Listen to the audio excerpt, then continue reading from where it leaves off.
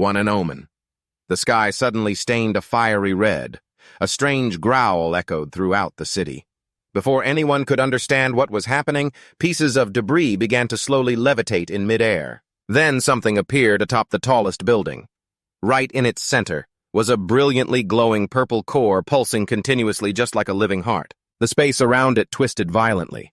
In just a few seconds, a giant vortex formed in the middle of that structure. Shattered stone platforms drifted about, connected by heavy chains that clanked noisily as the entire structure shook. It was a gate, and whatever was on the other side was preparing to pour through.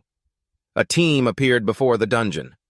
They were known as the Skibidi Elite Squad, and each of them exuded an overwhelming aura of pressure. Their attire, their weapons, even the way they looked down upon the world below, all showed that they were on a completely different level. Some looked like nobles. Others resembled seasoned warriors.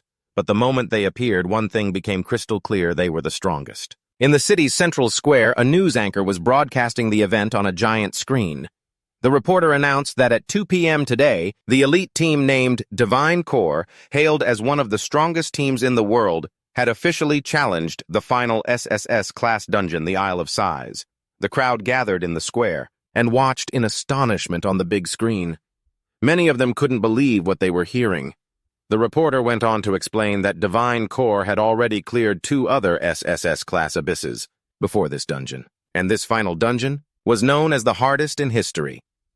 For 15 years, countless top-tier teams had tried to conquer it. All of them were wiped out without a single piece of armor remaining. Someone in the crowd said that in all these years, no team has ever made it to the final boss's room.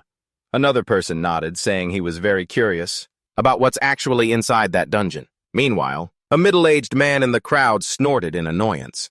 He said this team was just a bunch of pretentious show-offs, and if they ended up failing to clear the dungeon, he would go online and flame them relentlessly. The reporter then revealed the captain of Divine Core. The one leading the challenge was none other than the man known as humanity's strongest Hanthak, our protagonist.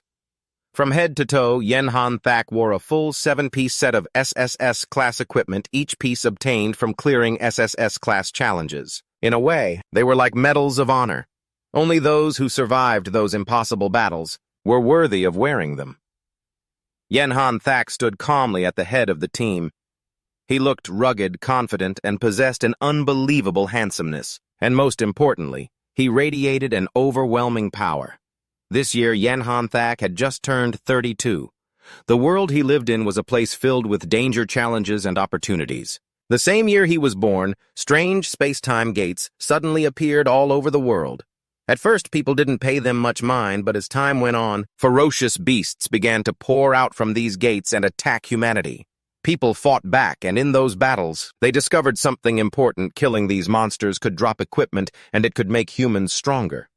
This discovery changed everything. Since then, humanity has continued to fight the beasts and defend its territory. But in this world, money isn't everything. The most important thing is potential. The ranks of equipment and weapons are divided from low to high, FEDCBA, and the highest tiers are SSS and SSS. However, whether one can use high-level equipment depends entirely on a person's potential. Potential cannot be changed or influenced by anything. If someone's potential is only E-class, then even if they are filthy rich, it's useless. They would never be able to equip anything above E-class in their entire life. But if a person possesses S-class potential or higher, even if born into poverty, countless organizations and academies would compete to recruit and train them into elite warriors. As for Hanthak, when he was just 5 years old, he was tested and found to have SSS-class potential. A true genius. People were astonished to learn he was so young, and from that moment on, Hanthak began a life that many would call a cheat. At age 8, he cleared an E-class dungeon, becoming the youngest person in history to do so.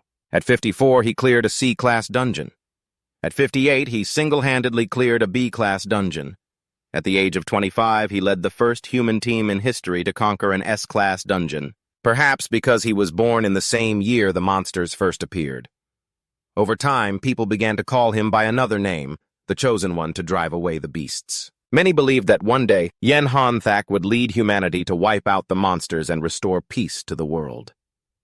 Back in the present, the vortex in the sky continued to churn violently. Hanthak looked at his team and gave the order to prepare. They were about to enter the dungeon. His teammates responded with confidence as if they had been ready for this moment their entire lives. Hanthak then drew a special card. With a single motion, he activated it. The chains surrounding the dungeon began to break one by one. When the last chain shattered, Divine Core advanced together into this S-class dungeon. The abyss of size was the last abyss they had yet to challenge. Hanthak was filled with confidence that they would clear it, but little did he know. This mission would change his life forever. Inside the dungeon, the space was dark and incredibly eerie. The air felt heavy and cold. Enemies were already lurking in the shadows, lying in wait for this perfect moment to strike, but what they didn't realize was the team had spotted them long ago. The monsters suddenly lunged, but the core party members reacted in an instant, effortlessly dodging their attacks. A flash of steel weapons came crashing down. The monsters were cut down one after another. Countless enemies surrounded them, and among them was a giant monster. The team immediately focused on it. The monster was just as hideous as its kin, but massively larger and far more dangerous. However, the team didn't panic at all. One team member released a snake. It shot forward like a flash of lightning, coiled tightly around the giant monster's leg, and sank its fangs into it. The giant monster froze. A notification appeared. Target has been afflicted with high-grade deadly poison. The toxins took effect immediately, causing parts of its body to completely lose all mobility. The giant monster suddenly dropped to one knee. Another member drew a flaming bow, charging his attack. 2 arrows shot out with lightning speed, and both plunged straight into the monster's eyes. The giant beast roared in agony as the arrows pierced deep inside. Just then, another team member stepped forward. He had fiery red hair and carried a weapon that looked like a massive heavy axe. Without any hesitation, he walked right up and stood directly in front of the giant monster. He didn't show the slightest bit of fear. He stared right at the hideous creature. He even uttered a taunt as if it were just another ordinary enemy he was about to defeat. He quickly realized something. The giant monster's HP had dropped below 20%. His Reaper class's passive skill had activated. This skill increased his damage by 30%. Without another moment's delay, the red-haired warrior leaped into the air, raising the colossal weapon high above his head. He brought it down with all his might, aiming straight for the giant monster's head. A whoosh cut through the air. With just one smooth swing, the axe blade sliced clean through the monster's neck. The blade moved so fast that for a moment it seemed like nothing had happened. Then, the monster's enormous head slowly slid off and crashed to the ground with a heavy thud. The red-haired man casually slung the axe over his shoulder and flashed a smug grin. The victory seemed too easy, and he looked very pleased with his clean cut. But he never expected the giant's eyes to suddenly glow crimson. Although the head was on the ground, those blazing red eyes shot wide open again. The red-haired man immediately sensed something move. Then the monster's headless corpse began to twitch. The body slowly started to move again, its muscles tensing, its fingers curling. And the massive body contorted grotesquely as if it were still alive. Seeing the headless giant moving like that sent a chill down the red-haired man's spine. The sight was horrifying enough to freeze anyone in their tracks, but fear couldn't stop him. He charged forward again and swung his axe with even greater force. The heavy blade carved a wide arc through the monster's torso. The slash split the giant cleanly in two, the cut incredibly sharp. Blood gushed out, splattering everywhere, staining the ground and littering the battlefield. Even the giant's severed head seemed to react. Its blazing red eyes widened as if it could still feel the pain despite being detached from the body. The red-haired man didn't slow down. He continued his assault, repeatedly hacking at the corpse with his axe, to make sure the monster would never move again. Hanthak reminded his teammates that this was an SSS-Rank dungeon, and they shouldn't judge the enemy by normal logic. He warned everyone to stay highly focused and keep a clear head. The red-haired man quickly agreed. The team continued to explore the dungeon. But it wasn't long before they were ambushed again. The entire team halted. This time, more giants appeared, their heavy footsteps shaking the ground as they approached from all directions. As the enemies slowly surrounded them, Hanthak began to analyze the situation. It seemed the monsters in this dungeon relied on overwhelming numbers rather than individual strength. Perhaps this was a swarm-type dungeon. In any case, no elite team had ever challenged this place and made it out alive. That was why all information about this dungeon was still classified. There was almost no reliable intel on what awaited them inside. Hanthak quickly turned to Samo. He ordered her to slow the enemy's movement and contain them in one area. Samo, who looked like a quiet nun, immediately obeyed. She gently closed her eyes and clasped her hands together as if in prayer. Her calm expression made her look gentle and harmless. She prayed to the Holy Mother, asking for mercy so she could guide them back home, but suddenly, the demure nun revealed something completely unexpected. Hidden beneath her skirt were countless guns. She pulled them out one by one without hesitation. She was no ordinary nun. Clearly, she was a deadly woman, and the place she intended to guide the enemies back to was hell. Muzzles flashed as she continuously fired a wide array of weapons. She looked like a maniac as she relentlessly fired from side to side, unleashing a hail of bullets that swept across the battlefield. The rounds tore through one enemy after another. At the same time, a charm effect was activated. Allure increased by 10 points. The smaller monsters suddenly changed their targets. Instead of attacking the team, they began to turn on the giants under the charm effect. The small creatures charged straight at the giants. They scrambled up their legs, climbed over their massive bodies, and frantically attacked their heads. Another team member stepped up, sword in hand. He activated his rainbow skill.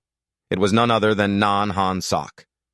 The ground cracked open and several large boulders floated into the air as if gravity had suddenly vanished. Then he used his lotus technique with swift and precise strikes.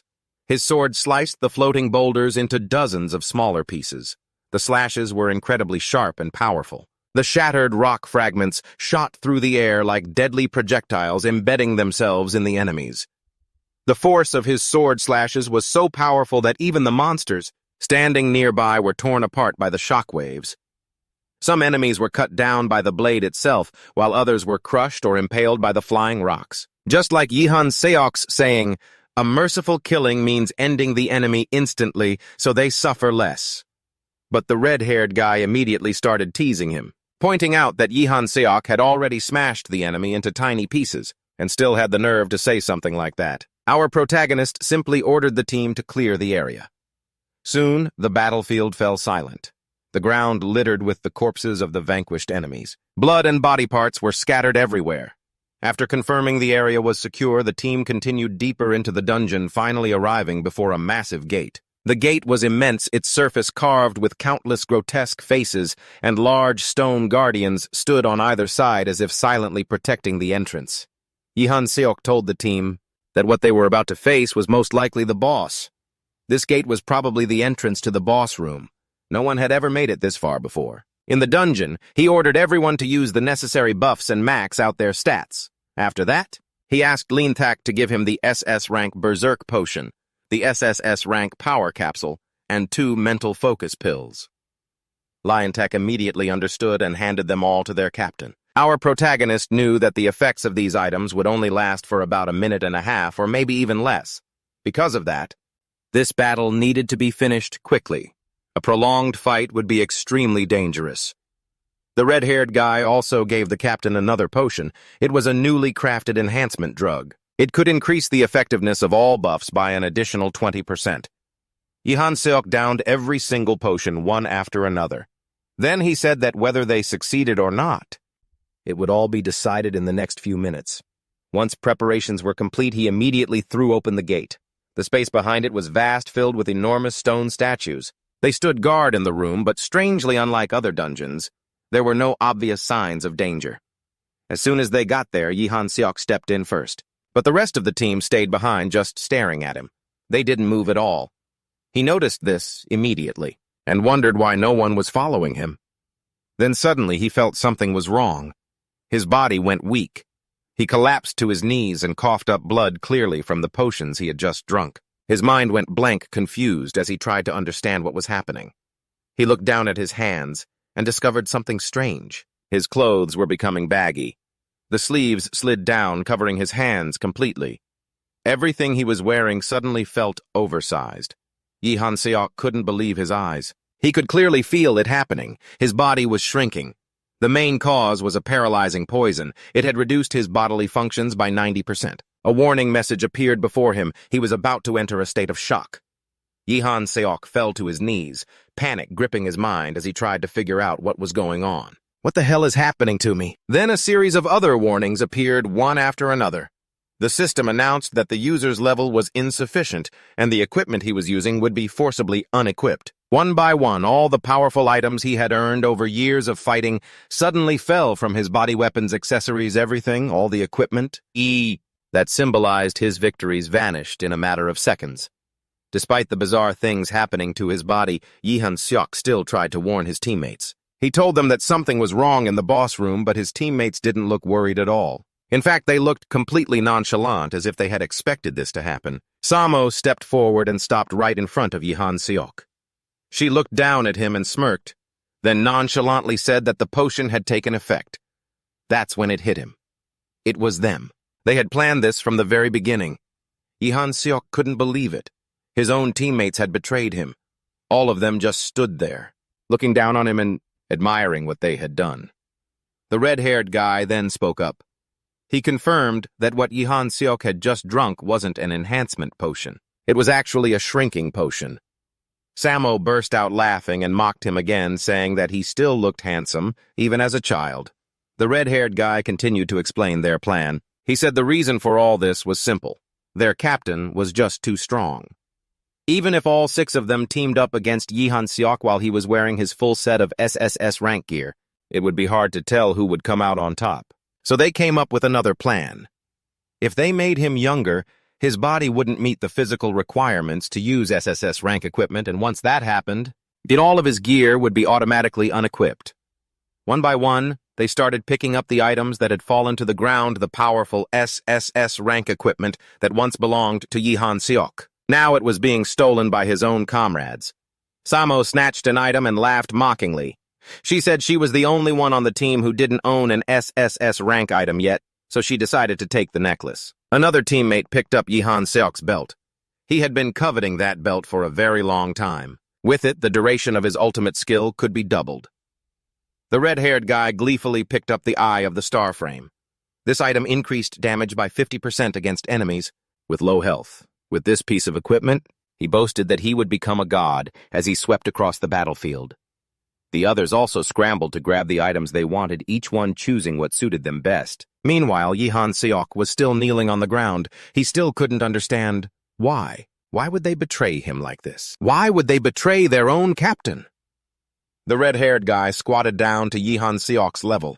He smirked and said that he was originally going to explain everything, but Yen-hai had told him to keep his mouth shut, so there was nothing he could do. Yi Han-seok slowly turned his head to look at Yen-hai.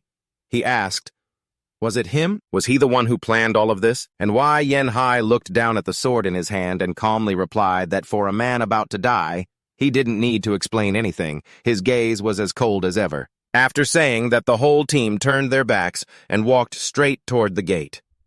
They didn't even bother to look back. They left Hanthak behind alone and stunned. Desperate and helpless, he collapsed onto the cold ground, barely able to move. Before the gate closed, one of them casually left him with a single sentence. See you in the next life. After they left, Hanthak struggled to get up. 3 years, 5 years, 8 years. All those years of loyalty ended in betrayal. He still couldn't believe them. How could they do something so despicable? But before he could think any further, a horde of giant monsters suddenly appeared. They were completely different from the giant monsters that he and his team had ever encountered before. These monsters looked much stronger and 1,000 times more terrifying. Just a single one of their attacks would be more than enough to kill him instantly. A monster stood menacingly right behind him. It was time. There was no way he could win. And just like that, he lost his life after everything he had achieved. After being revered as the strongest, he fell so pathetically. A notification suddenly appeared. System congratulations Hanthak for completing the hidden quest. Sacrifice for justice.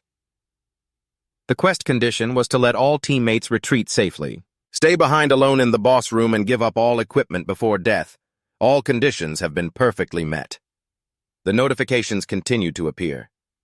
Because Hanthak has fulfilled all requirements, the system will arrange for your rebirth. However, this reward can only be used once. A few moments later, Hanthak slowly opened his eyes. He realized he was standing in front of a statue. It was a statue of a woman. No, it was actually a statue of an angel kneeling on the ground. Monstrous hands held her as if trying to bind her. Our protagonist was still confused. How was he still alive? He quickly looked at the system notification and read it carefully. He had never heard of this quest before. Something like this actually exists. Hanthak didn't know whether to call this lucky or not. But one thing was for sure, he was extremely lucky to still be alive. Then he suddenly remembered something. He walked closer to the statue and used its surface to see his reflection. That's when he realized something. His body was still small. It hadn't returned to its original form. Another notification suddenly appeared. It explained that the rebirth arranged by the system would perfectly replicate the player's body at the moment of their last breath without any errors. In other words, his current body was exactly the same as when he fell. Everything that was happening now was completely unexpected. Those teammates of his knew nothing about this hidden quest. They hadn't planned anything related to the system.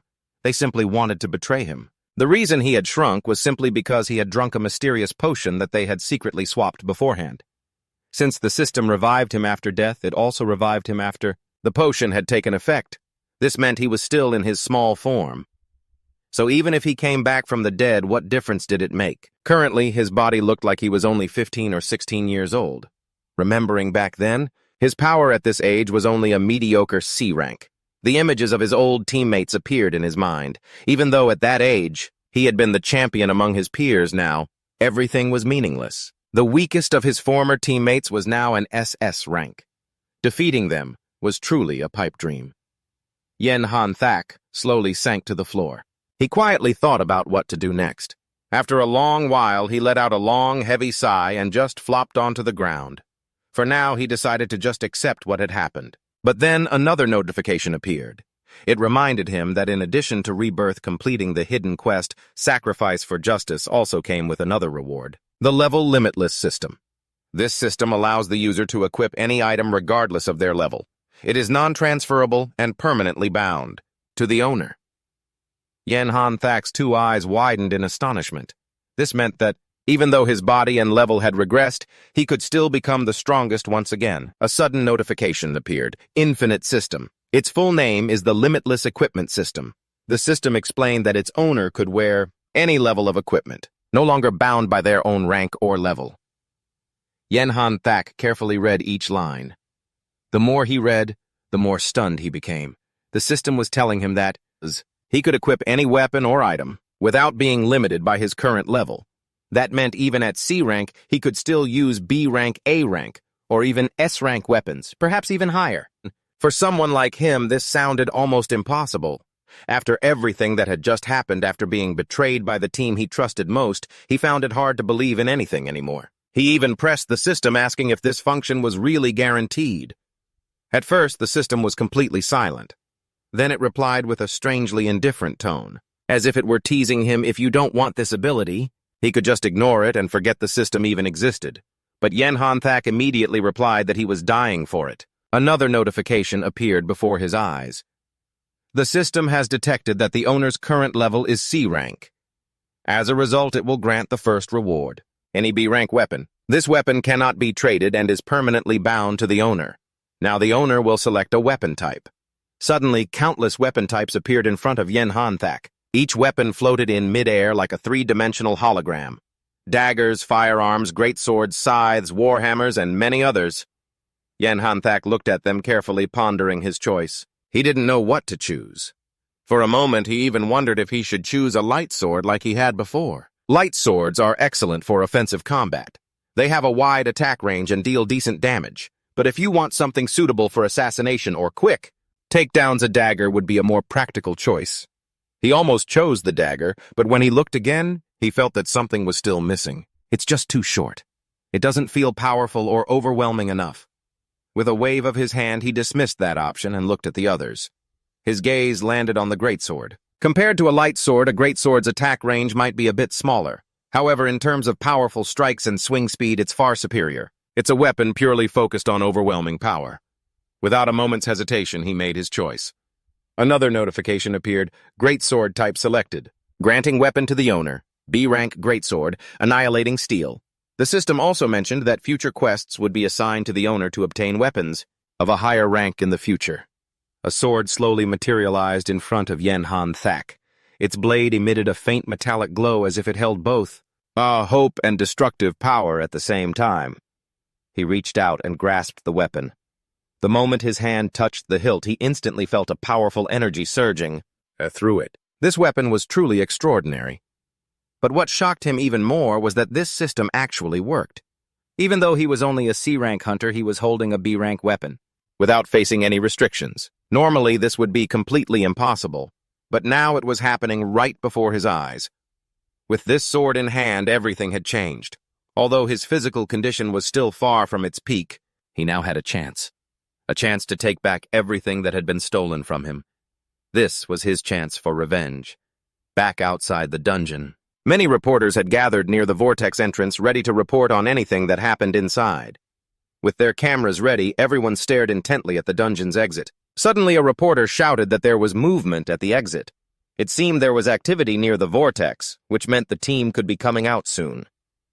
A few moments later, the members of the God T Legion began to emerge from the dungeon one by one. The reporters immediately rushed forward to meet them, but when they saw the team's condition, they were all stunned. Everyone looked completely exhausted. Their clothes were tattered, their bodies were wrapped in fake bandages, and their faces were weary, as if they had just been through a brutal battle. The reporters quickly began asking questions. They asked whether the God T Legion had successfully conquered the Isle of Lament's dungeon. What no one expected was, this entire scene was just an act.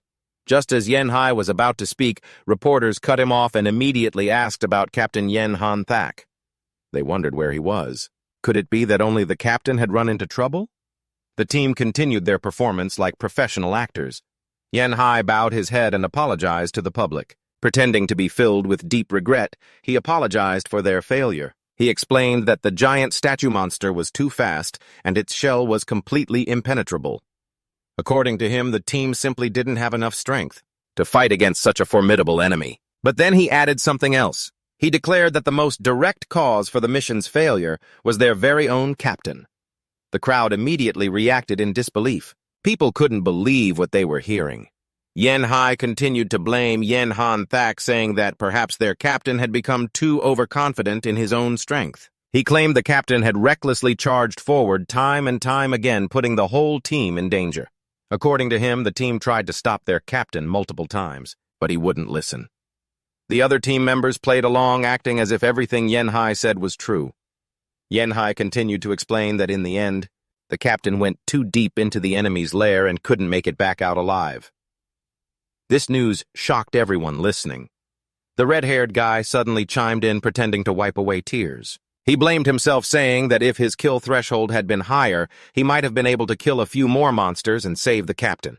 What the public had no idea about was that the entire team had taken all of Hanthak's equipment for themselves. The crowd's reaction was mixed. Some people were confused, wondering how something like that could have happened. Others lamented that it was a tragedy caused by the captain's own stubbornness. Some even believed that the captain might have been cursed inside the dungeon, and that's why everything went so horribly wrong. Samo then chimed in as well. She acted shy and gentle, just like a humble nun. She told the public that she could understand the captain, that perhaps he just wanted to prove his strength. Maybe he wanted to show that he all by himself was the team's strongest member, but before she could finish, Hanthak suddenly cut her off, shouting that that was enough, and that they should stop this nonsense. He put on an act, saying he didn't want to tarnish the captain's reputation any further now that he was dead. Behind him, Samo secretly turned away and made a mocking face, showing that everything she had just said was just for show. Hanthak continued claiming that when the captain realized he couldn't escape, he threw all of his equipment to them. In his final moments, according to Hanthak, the captain told them to keep those items, and to continue lighting the flame of hope. Yanshi then drew the captain's sword, the very weapon he had stolen from Yanhan Shuo. The crowd was completely convinced by this act. A few people started to criticize the captain, calling him a hypocrite for worrying about his reputation until the very end. Others said that if not for the captain's recklessness, the boss monster might have been defeated. Some even complained that the captain was too much of an attention seeker. If he craved glory that much, he should have challenged the dungeon by himself instead of dragging everyone else to their deaths. Yanshi smiled to himself. He then declared that he would never give up. From that day on, He would carry the captain's sword and challenge the Island of Sighs once more. He vowed that he would return stronger and personally avenge their fallen captain. The crowd began to cheer wildly for the entire team. Many shouted that they believed in them and that one day they would conquer the sighing abyss. Others roared and cheered them on to lead humanity in the complete eradication of the monsters to destroy the evil beasts. The crowd cheered and roared without stopping. The divine Rhino Legion, led by Yan Shi, turned around and smiled confidently as they received the praise. Their smiles were filled with deceit. In their hearts, it was now their time to shine. Once they were a little farther away, they casually unwrapped their fake bandages. Meanwhile, the area outside the vortex gradually quieted down again. As the crowd dispersed, one final figure finally stepped out of the dungeon. It was the young Captain Yan Han Shuo.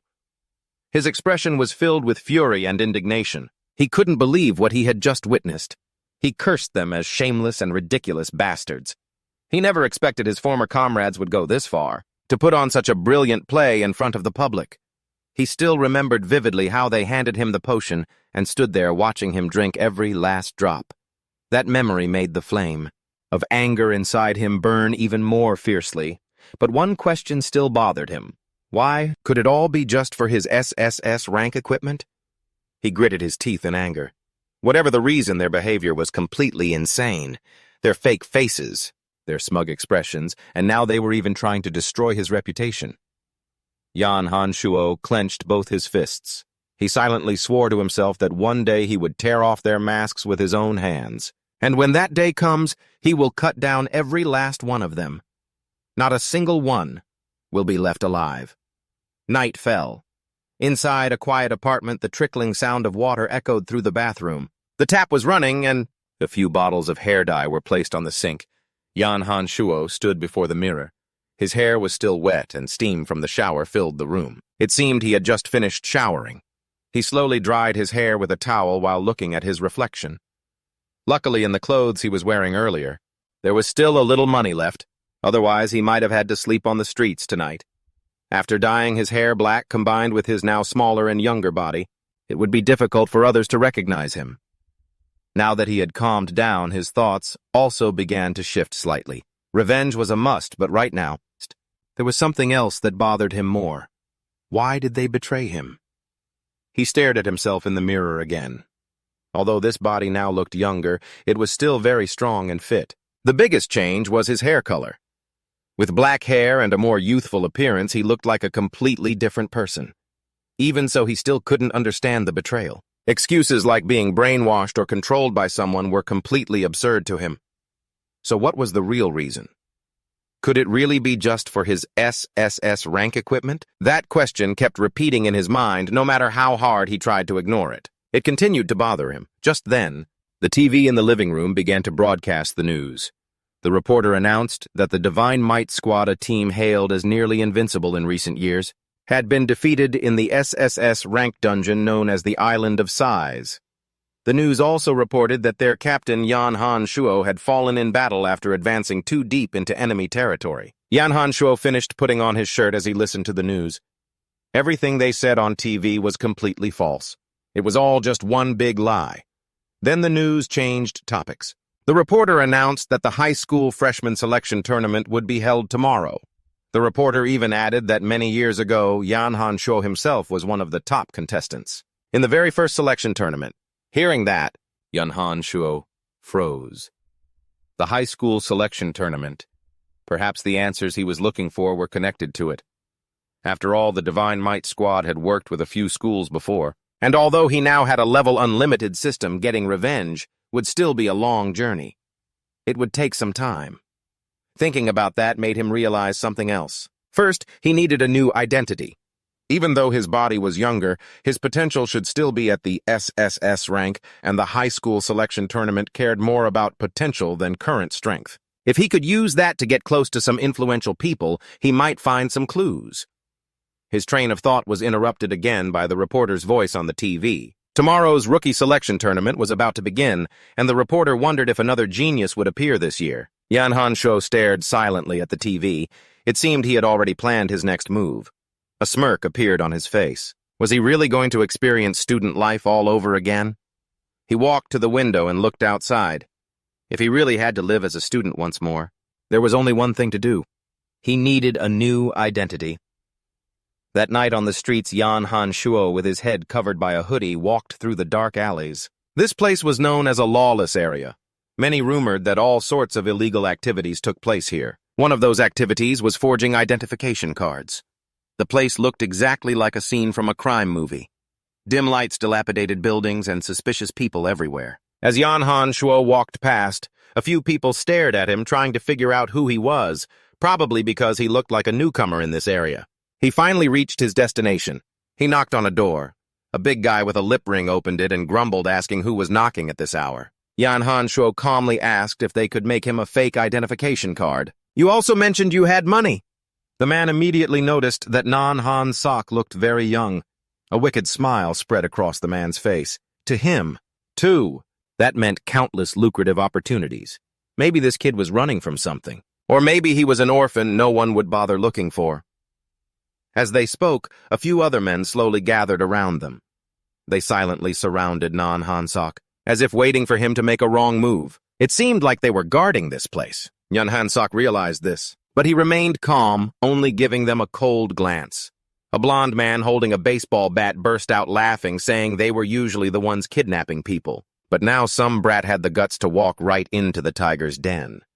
Another man chimed in, joking that even though boys don't sell for as much as girls, his organs could still fetch a lot of money. Nan Han Sok frowned slightly. From what he had heard, this place only handled petty illegal business like fake documents. He didn't expect things like human trafficking or organ harvesting. Still, he kept his composure and tried not to show too much emotion. Then the man suddenly swung his bat. He rushed forward, taunting him to be a good boy. He even joked that they'd be giving him an anesthetic soon. But before the bat could even reach him, Nan Han Sok made his move. He dashed forward and launched a powerful flying kick. The kick landed hard on the blond man, sending him flying backward. Blood spurted from his mouth as he slammed into the wall. Everyone was stunned. One of them exclaimed in shock, "That skill. That has to belong to a D-rank challenger." Nan Han Sok let out a soft sigh. Today definitely couldn't get any worse. Nan Han Sok activated the unlimited leveling system. His weapon appeared instantly. The men were shocked once again. None of them saw where that weapon came from. A weapon with an effect like that had to be at least B rank or higher. How could a young kid like him have something like that? First he was betrayed by his own teammates, and now he'd run into criminals, doing such despicable things when all he wanted was a simple ID card. Nan Han Sok was tired of all this trouble. His light sword expanded as it fully materialized, and he casually slung it over his shoulder.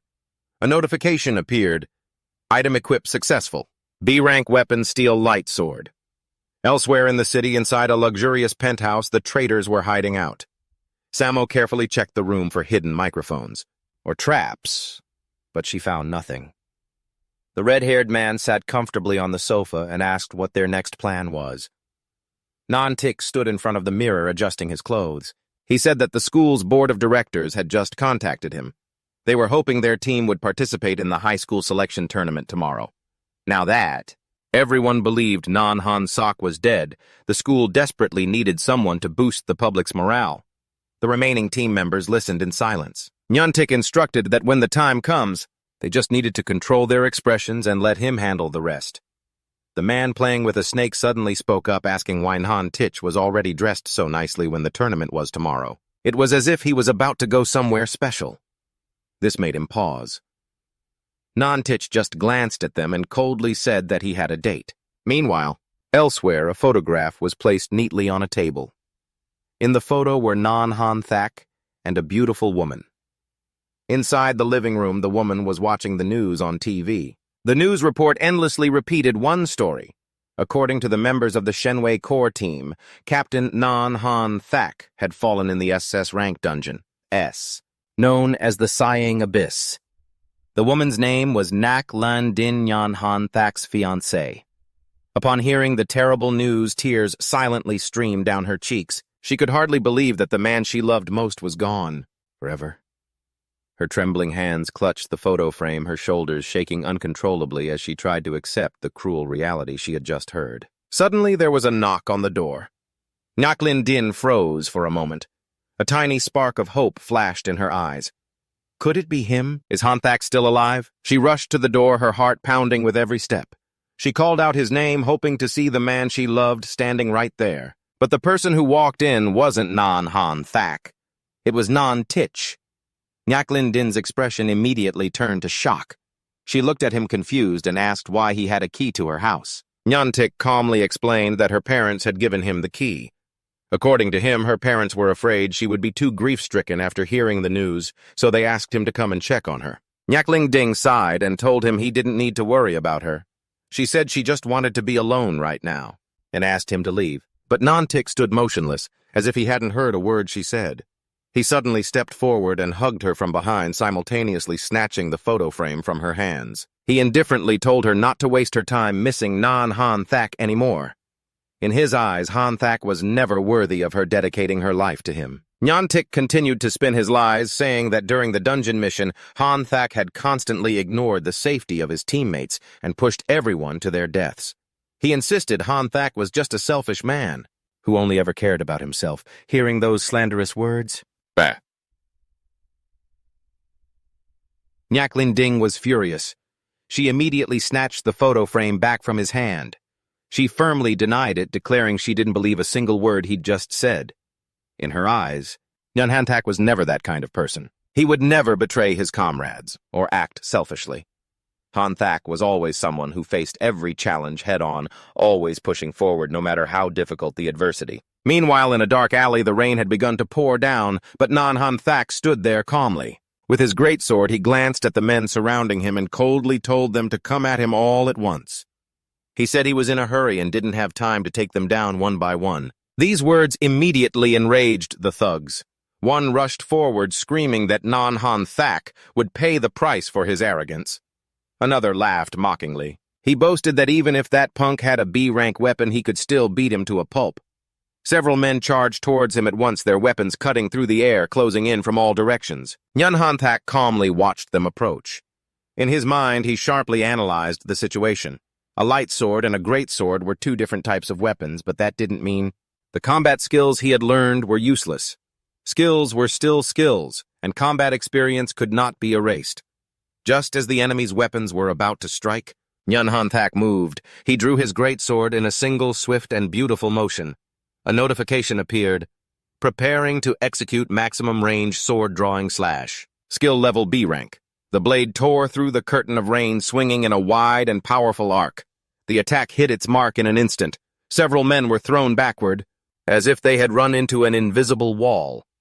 Some weapons snapped in two as the sharp blade swept past them. Others were hit head-on in just a few seconds. The alley fell silent. The men who had just been charging aggressively were now lying flat on the ground, groaning in pain under the relentless rain. Hanthak still stood there calmly, his sword held firm in his hand. A defeated man managed to lift his head and whisper, asking who he really was. Hanthak calmly replied that he was just someone who didn't want to disappoint anyone. Even in the middle of a fight, his answer sounded strangely dramatic. Just then, the beefy man with the lip piercing opened the door again. He looked out, and his face went pale when he saw the thugs strewn across the ground, all taken down by one kid. Hanthak stepped forward and placed his hand on the door, preventing the man from closing it. He looked at him coldly and asked in a low voice if he was ready to make the ID card now. Back at Nyaklin Din's house, the argument between her and Tich continued. Nyaklin Din insisted that she knew the real Hanthak better than anyone else, and above all, Tich had no right to interfere in her life. When Tich tried to grab her hand, she immediately smacked it away, but Tich just smirked. He said that actually he did have that right, because her parents had already accepted his marriage proposal. He casually announced that their wedding would proceed as planned in 1 month. Nyaklin Din froze, completely stunned by the news. She couldn't understand what the hell was happening. Why did she suddenly have to marry this person? Back in the alley, the man with the lip piercing finally had to obediently and timidly hand over the fake ID card to Hanthak. Hanthak asked how much it cost, but the man hurriedly shook his head and refused to take any money. He even called Hanthak Big Brother, trying to act friendly. He claimed that the whole kidnapping thing earlier was just to scare people. It was just an act, so don't worry about it, he said. Hanthak calmly replied that he had known that for a long time. The man nervously nodded along, although it was clear he was just trembling in fear of Hanthak. Hanthak added that crimes like human trafficking weren't something that D-rank challengers would dare to commit. Even if you gave them 100 times the guts, they wouldn't dare. That meant there was definitely someone backing them from behind a much bigger boss. Hearing this, the man with the lip piercing began to break out in a cold sweat. He suddenly worried about what this strange kid would do next. Hanthak calmly said that he didn't expect a guy like him to know who the real boss was, but even so, he had to be punished as a warning. Hanthak raised his weapon and struck the man hard. The unlucky guy was sent flying, tumbling across the street. It was actually kind of funny Hanthak had already gotten the fake ID before deciding to give him a beating. The man finally collapsed on the ground outside, covered in bruises. As everything came to an end, the sky had begun to brighten. Hanthak looked up and noticed the sun slowly rising. Come to think of it, this was the first morning he had seen, since his body had become young again. He pulled out the fake ID card and looked at it closely. It displayed the name for his new identity. From this moment on, Hanthak would live under a new name, Tan. The morning sun wasn't shining brightly yet. Today was the day of the high school selection tournament. Students were lined up outside the stadium, forming a very long queue. Teachers and staff moved about, preparing everything for the event. A few students in the line had already started wiping beads of sweat from their faces. The heat was incredibly muggy, and the line had barely moved at all. One of them started to grumble that the registration process was taking too long, and it felt like they would be stuck here forever. Another student said that Yenhan's death had really lit a fire in everyone's hearts. Because of that, there were now a lot of students who believed they could become the next Hanthak. Today's competition felt a lot more intense. A few students nearby were even more excited. One confidently declared that Hanthak had appeared in his dream last night, like he had come to cheer him on. A few others nodded seriously as if they actually believed it. Their words showed just how much the legendary hero had inspired them. What they didn't realize was that the real Hanthak in the flesh was at the event right now. Our protagonist was leisurely, sitting on a nearby stone bench. Because of the intense heat, he slowly took a sip of water from his bottle while his eyes scanned the surrounding crowd. Students constantly walked past, but without paying him any attention. Of course, how could they possibly recognize his true identity? Hanthak thought to himself that it was a smart move to register at the crack of dawn. That way he didn't have to deal with that ridiculously long line outside. However, there was another issue weighing on his mind. He barely had a single coin to his name. Even if he somehow managed to achieve SSS-Rank today, it's not like he would get cash or any rewards immediately. This meant his financial, dreadful situation wasn't going to get better overnight. At this rate, he was genuinely worried he might have to sleep on the streets tonight. As he sat there quietly eating his meager lunch, a group of students happened to walk by. They were chattering away, and the topic quickly shifted to Hanthak. The guy who looked like the leader of the group scoffed and called Hanthak a clown who just loves to show off. According to him, Hanthak was just trying to look cool in front of everyone. The leader kept complaining that even the news was going on, hoping another Hanthak would show up in this competition. He sarcastically said, as if the death toll isn't high enough already. His burly friend immediately chimed in. Little did they know the one and only Hanthak was sitting just a few feet away, quietly eating his meal. The group kept gossiping. One of them said that Hanthak only looked strong because of his gear. If they had the exact same set of gear, they could easily destroy everything too.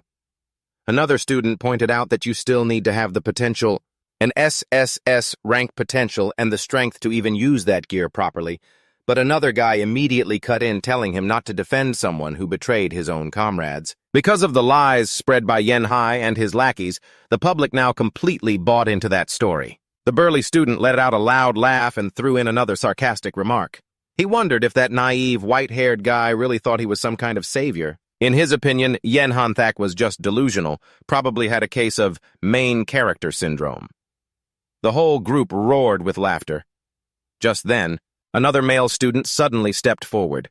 He was a blond kid wearing a pair of thick-rimmed glasses. And though he looked nervous, his face was filled with anger as he yelled, telling them to stop slandering Hanthak. Hearing that, Hanthak slowly lifted his head, his attention now on the boy. The blonde kid continued to defend him. He said that before Hanthak came along, humanity was constantly suffering crushing defeats and retreating from high-level beasts. Cities lived in constant fear. That dimensional gates could open at any moment. He said it was Hanthak's arrival that changed everything. A few other students nearby stopped to listen.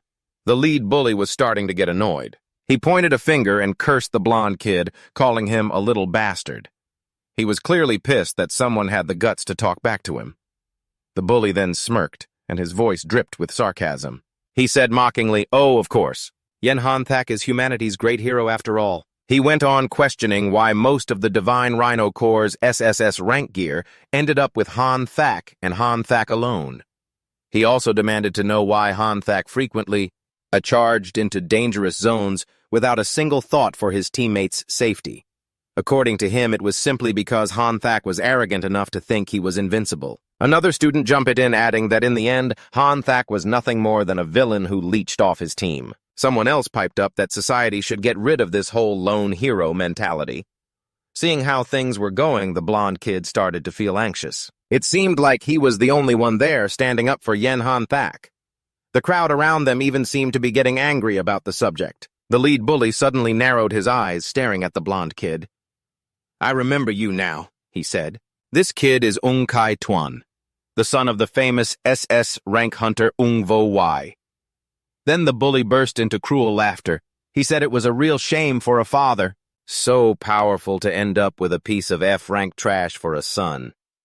Before Kai Tuan could even react, the bully suddenly slammed a vicious kick into him. The bully laughed, scoffed, and said he'd teach Kai Tuan a lesson and knock that hero fantasy right out of his head. The force of the kick sent Kai Tuan sprawling to the ground.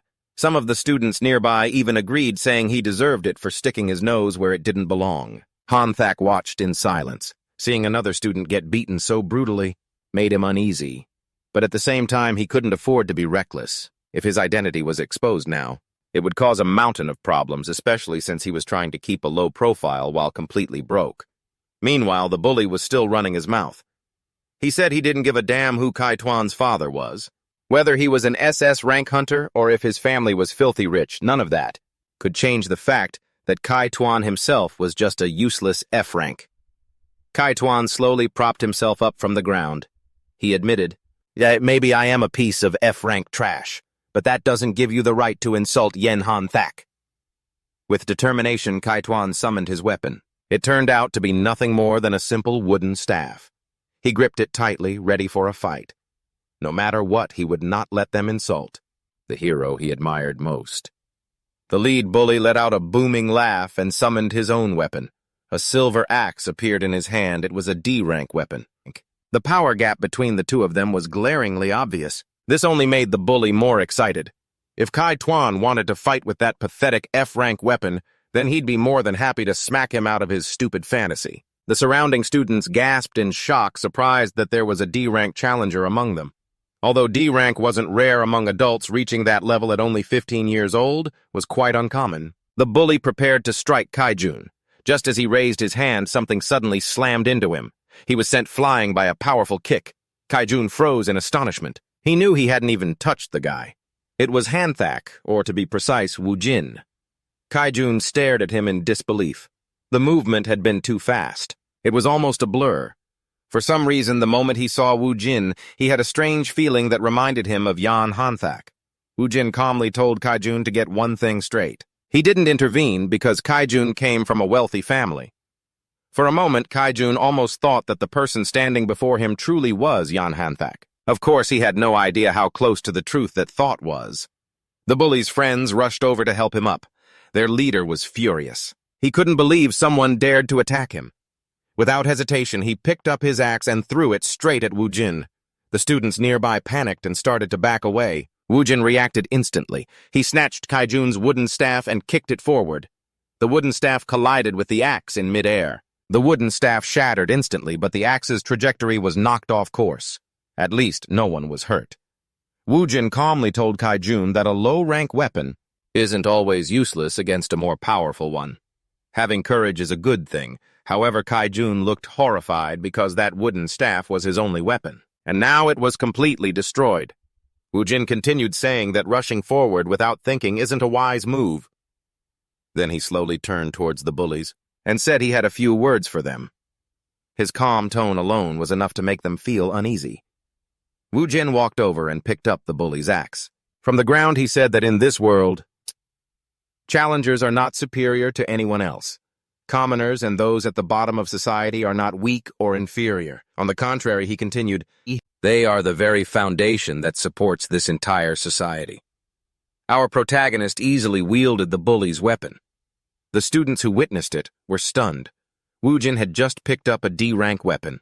As if it were nothing, no way. Could there really be another D-rank challenger of the same age standing right in front of them? Some students began to wonder if this year's competition was going to be that fierce. Wu Jin continued speaking. Putting the matter of Yan Hanthak aside for a moment, he said that using the status of a high-ranked challenger to bully others was something he could not tolerate. He raised the axe and prepared to swing it at the bully, but before he could, a hand suddenly grabbed his wrist. A blue-haired man calmly told them to stop saying that responding to violence with violence is not an honorable act.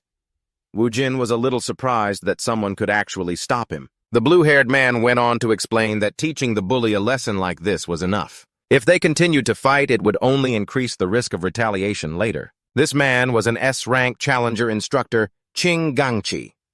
Gangqi noticed that Wu Jin could lift a D-rank weapon with ease. That alone showed him this teenager had potential. Curious, he asked for Wu Jin's name. My name is Yan Han. For a moment, Wu Jin almost revealed his true identity, but he quickly corrected himself and introduced himself as Xiao Wu Jin.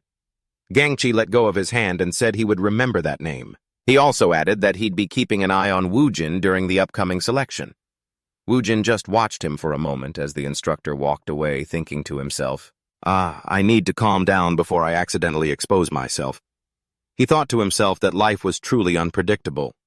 He never expected to be the one breaking up a student brawl like this, between students like this. Looking around at the noisy teenagers, Gangqi sighed softly. There were too many troublesome brats gathered here today. Clearly, this was going to be an incredibly busy day for him. The potential assessment conference finally began. The atmosphere inside the giant arena grew incredibly tense, as thousands of students gathered, each one eager to prove they were different from the rest. For many of them, this was a once-in-a-lifetime moment. It was a make-or-break situation for them to find out if they were truly talented or just another mediocre challenger in the crowd. The host's voice echoed throughout the arena, informing everyone that all students had completed their registration.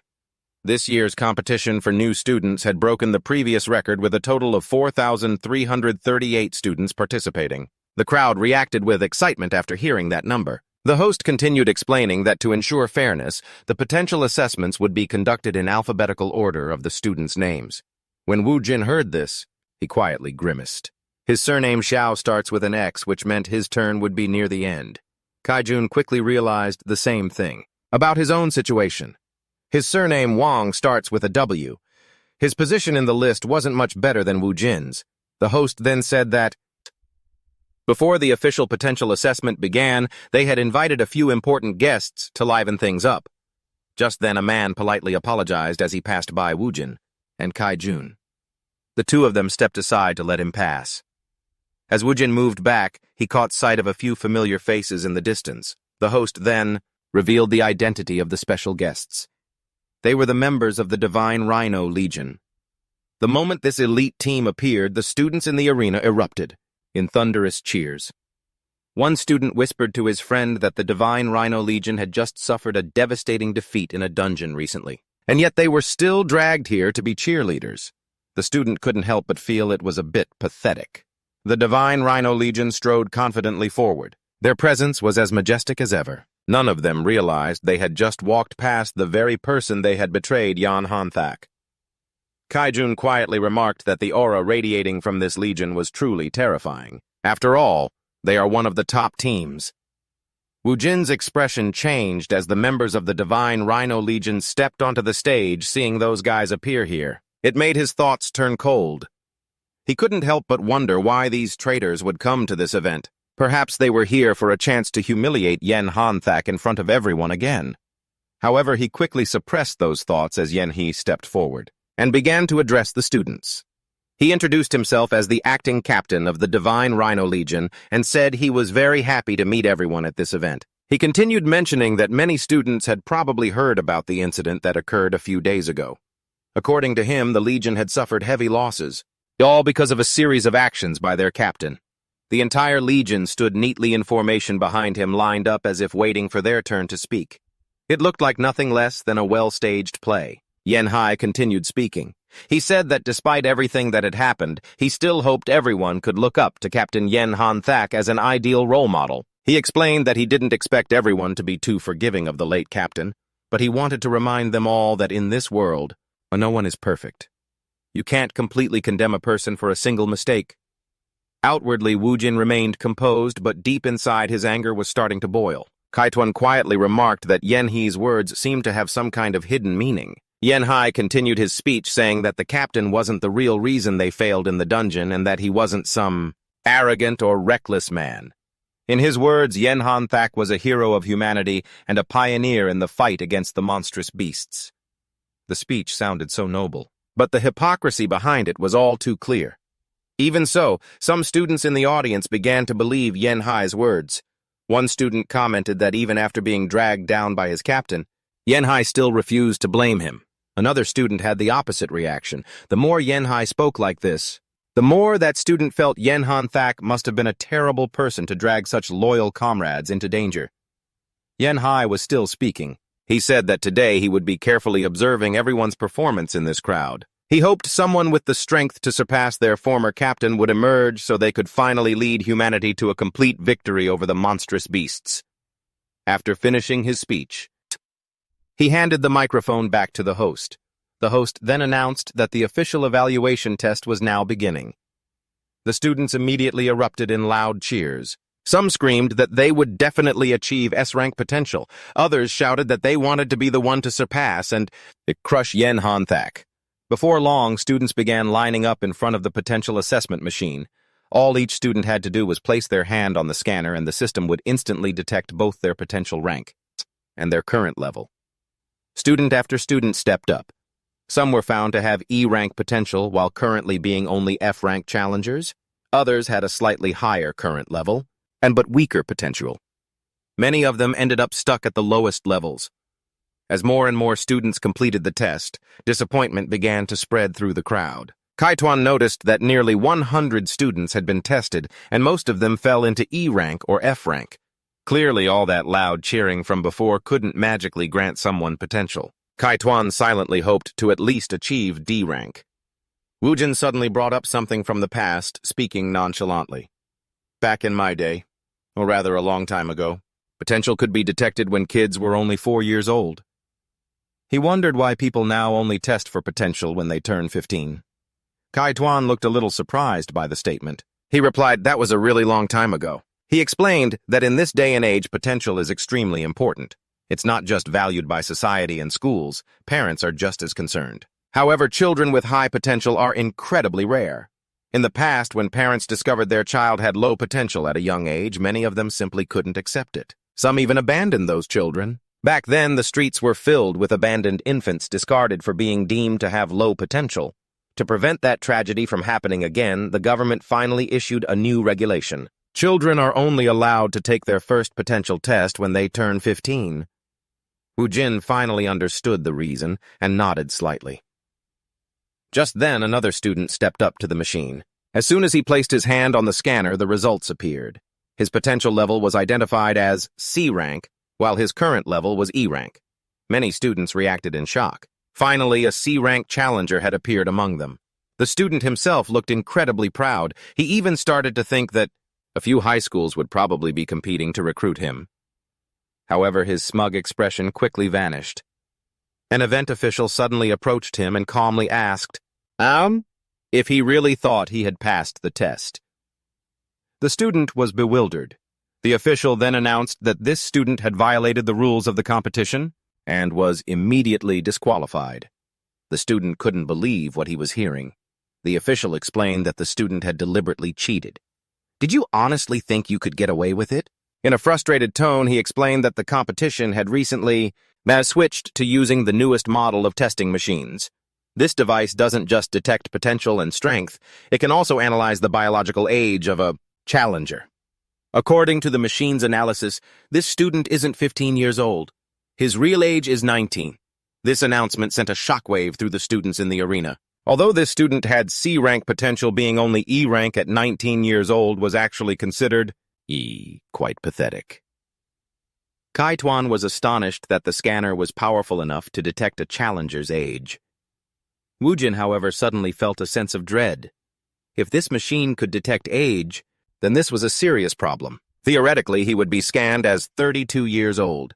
Meanwhile, the disqualified student was escorted out of the arena and blacklisted by the high schools. Woojin thought to himself, this situation is not good at all. The core members of the Divine Rhino Legion are here too. If my identity gets exposed, things will become extremely dangerous, no matter what. You couldn't let that risk happen either. Standing there, you started thinking fast, trying to find a way to avoid being exposed. Kaituan noticed that Votan seemed to be deep in thought. Judging by his expression, it looked like he was considering leaving. Kaituan immediately asked if he was planning to withdraw from the competition. Votan didn't answer right away. He was still thinking, trying to figure out another solution. Just then, the bullies they had run into earlier suddenly confronted them again. The leader of the bullies noticed their expressions and immediately started mocking Votan. He said it looked like they were getting ready to run and asked if they had already given up on participating. One of the proctors noticed the commotion and immediately alerted the instructor. One of the bullies jeered, asking if Votan was also lying about his age, just like that 20-year-old D-rank challenger, pretending to be a young student. Another student in the group chimed in, saying that from the start, Votan's aura didn't seem like that of a normal student. This comment annoyed Votan. Unfortunately, that bully wasn't wrong at all. Votan was indeed hiding behind a youthful appearance, but no matter how frustrated he was, he couldn't show any weakness. Kaituan was also starting to get worried. For a moment, he wondered if Votan would really end up like the student who had just been disqualified. Now that suspicion had been raised, the situation suddenly became much more dangerous. Faced with this growing suspicion, Votan had to quickly decide what to do next. Kaituan started to suspect that Votan might be just like the student who was disqualified for hiding his true age. The thought flashed through his mind because Votan had been acting very strangely, ever since the scanner showed it could analyze a person's age. Yet Votan showed no reaction at all. He couldn't let his cover be blown, so he simply turned around and continued walking, as if the accusations meant nothing. The moment he moved, the leader of the bullies immediately called him back. He shouted, asking what Votan was doing, and mocked him for trying to run away. The bully then grinned maliciously and said that attempted murder and murder carry the exact same charge and the same sin. The way he said it sounded like he was deliberately trying to provoke Votan, hoping to see him lose control. He continued to taunt him, saying that Votan shouldn't even think he could get away so easily. In the bully's eyes, that was just too naive. Votan kept walking, trying his best to ignore them. Compared to the greater troubles he was facing, this petty conflict meant nothing. His current mission was far more important than wasting time fighting with these guys. However, the surrounding students had started to join in on the taunts. A few began to make sarcastic remarks, saying loudly that situations like this were a perfect example of killing a chicken to scare the monkeys. If those planning to lie about their age saw this, they would have to think twice before trying any tricks.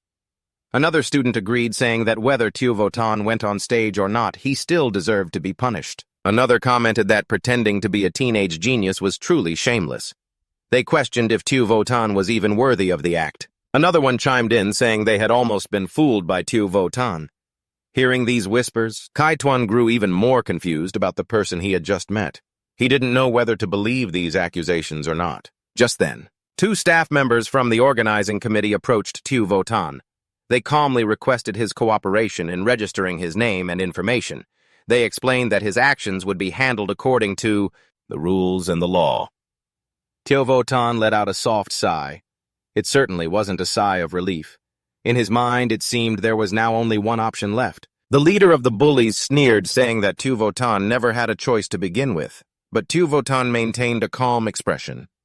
He just replied nonchalantly that he would go on stage and take the test.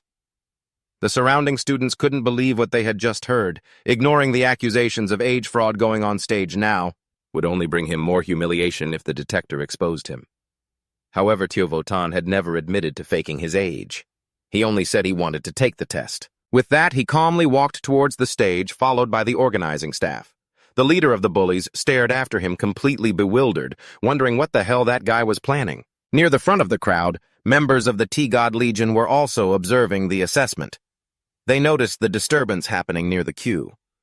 One member showed curiosity, but the snake controller coldly said that it was no longer any of their business. Meanwhile, Votan had stepped onto the stage. The entire arena's attention was fixed on him. Everyone held their breath, waiting for the scanner to produce a result.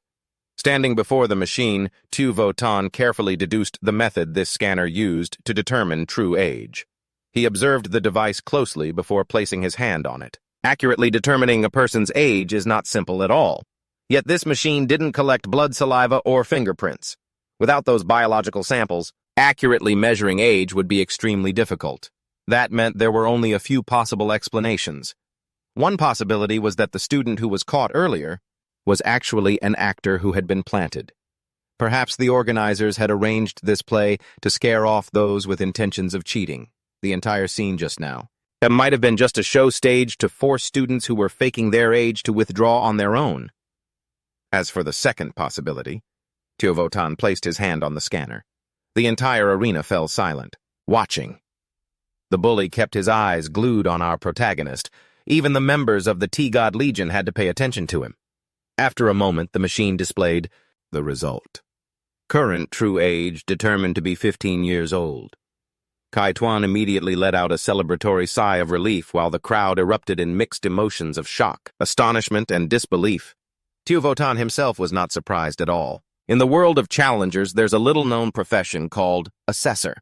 Assessors have the ability to analyze monstrous beasts and determine their level, their age, and many of their other physical conditions. The closer they are to the target, the more accurate their assessment. That scanner on the stage, Vile, is most likely just a decoy.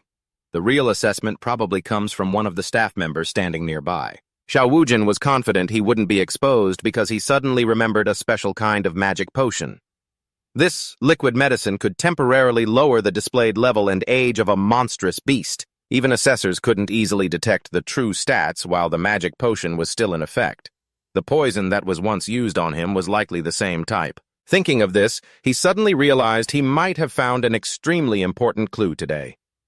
Just then, the scanner produced another result. The students held their breath, waiting patiently. The entire arena was utterly shaken. Countless students stared blankly at the screen in complete disbelief. The machine announced that Xiao Wujin's challenger potential was SSS-Rank. Many couldn't believe that the person standing right in front of them possessed SSS-Rank potential. A few people cried out that they had almost missed the appearance of a true genius. The bully was completely stunned. He couldn't believe the person he had just picked a fight with was an SSS-Rank genius. In the Divine T-Core, Yan Shi also noticed the crowd's reaction. They looked towards the stage and realized an SSS-Rank teenager had just appeared.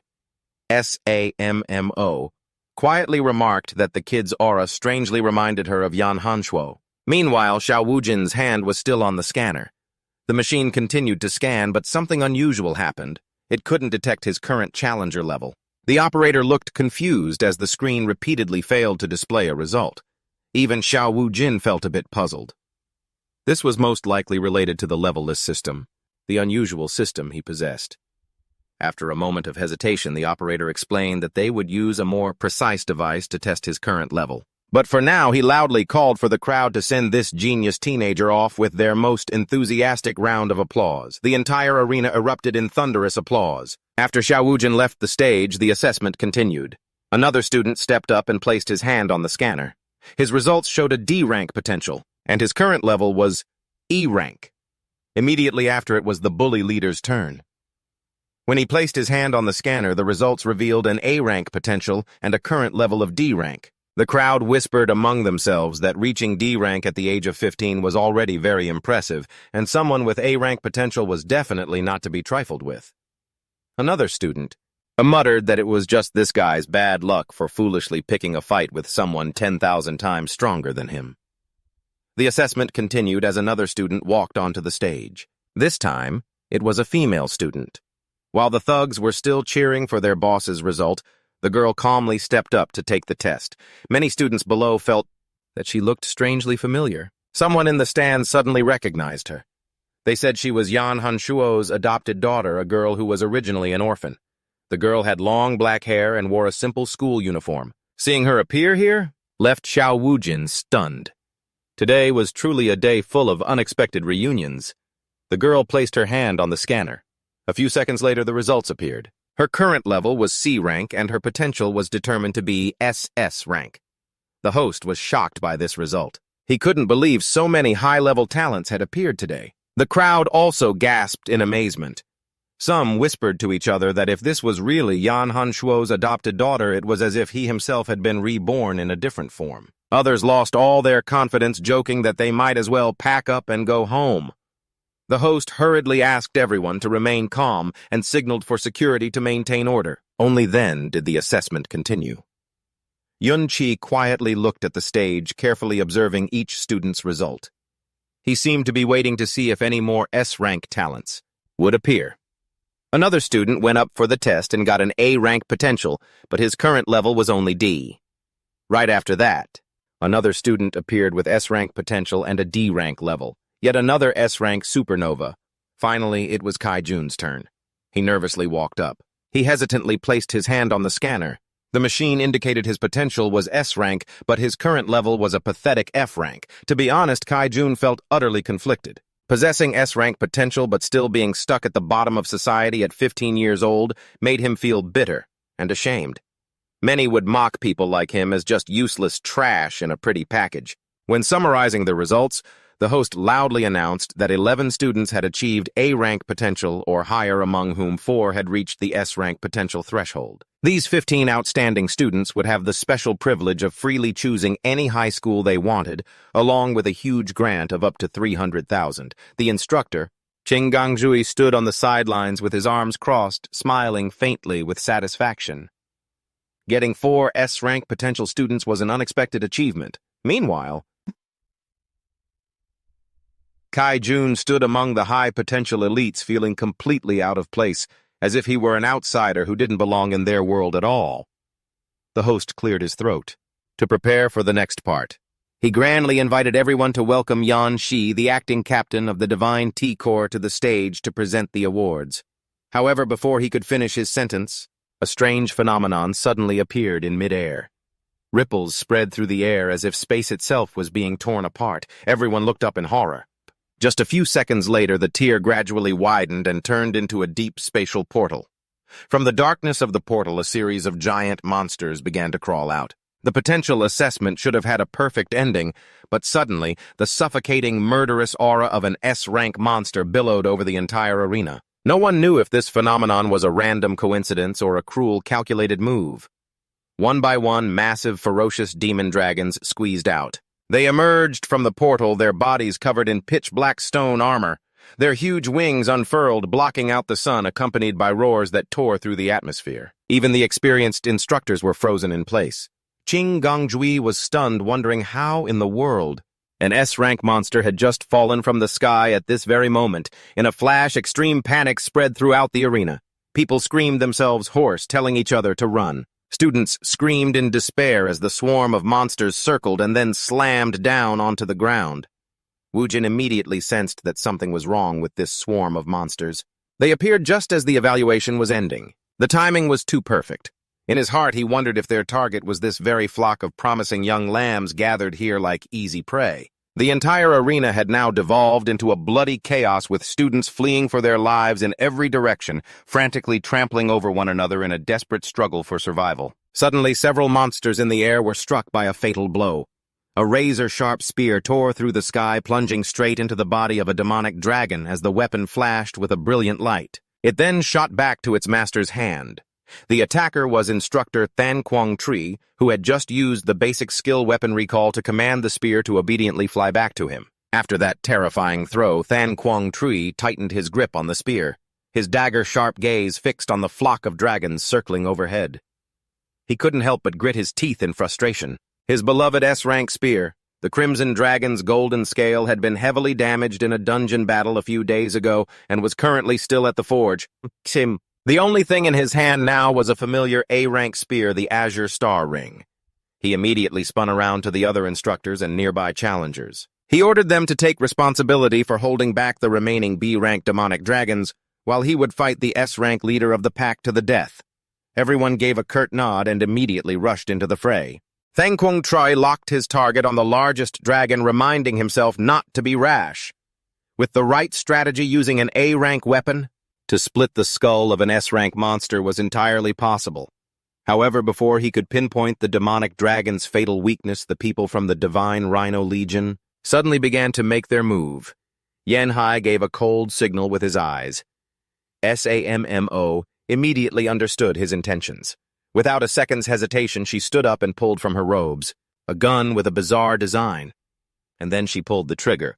The gun didn't fire a normal bullet. Instead, a poison-tipped dart silently tore through the wind.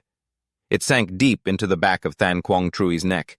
He immediately felt as if all his strength had been drained. His legs went limp and his body collapsed onto the cold ground. With his last bit of strength, he yanked the foreign object from his neck, horrified to discover it was a demonic syringe. The deadly poison had already seeped into his bloodstream, brutally suffocating his senses and bodily functions. This cowardly sneak attack had clearly come from behind. As his consciousness began to fade, a bitter realization tore through his mind. This attack had been a perfectly set trap from the very beginning. At the same time, a swarm of bloodthirsty dragons began to bombard the arena. They opened their jagged jaws, unleashing hellish rains of fire that scorched the earth. Pillars of flame roared, devouring everything in their path. As the crowd ran for their lives in desperation, a panicked official screamed that the demonic dragon's firepower was too much to handle another person. It bitterly pointed out the fatal flaw in their air defense. Their force of archers was paper-thin, meaning they were practically just sitting ducks for the flying monsters amidst the chaos and screams. Thang Quang Trui suddenly noticed a strange, lone figure still standing motionless a few steps away from him. The kid had absolutely no intention of running. Thang Quang Trui forced himself up and yelled, telling him that staying here was a death sentence and to get the hell out. But instead of fleeing for his life, Wotan calmly bent down and picked up the spear lying beside him. Thang Quang Trui was petrified. Wotan had just effortlessly lifted an A-rank spear. In that same moment, the unlimited level equipment system hidden deep within his soul silently awakened.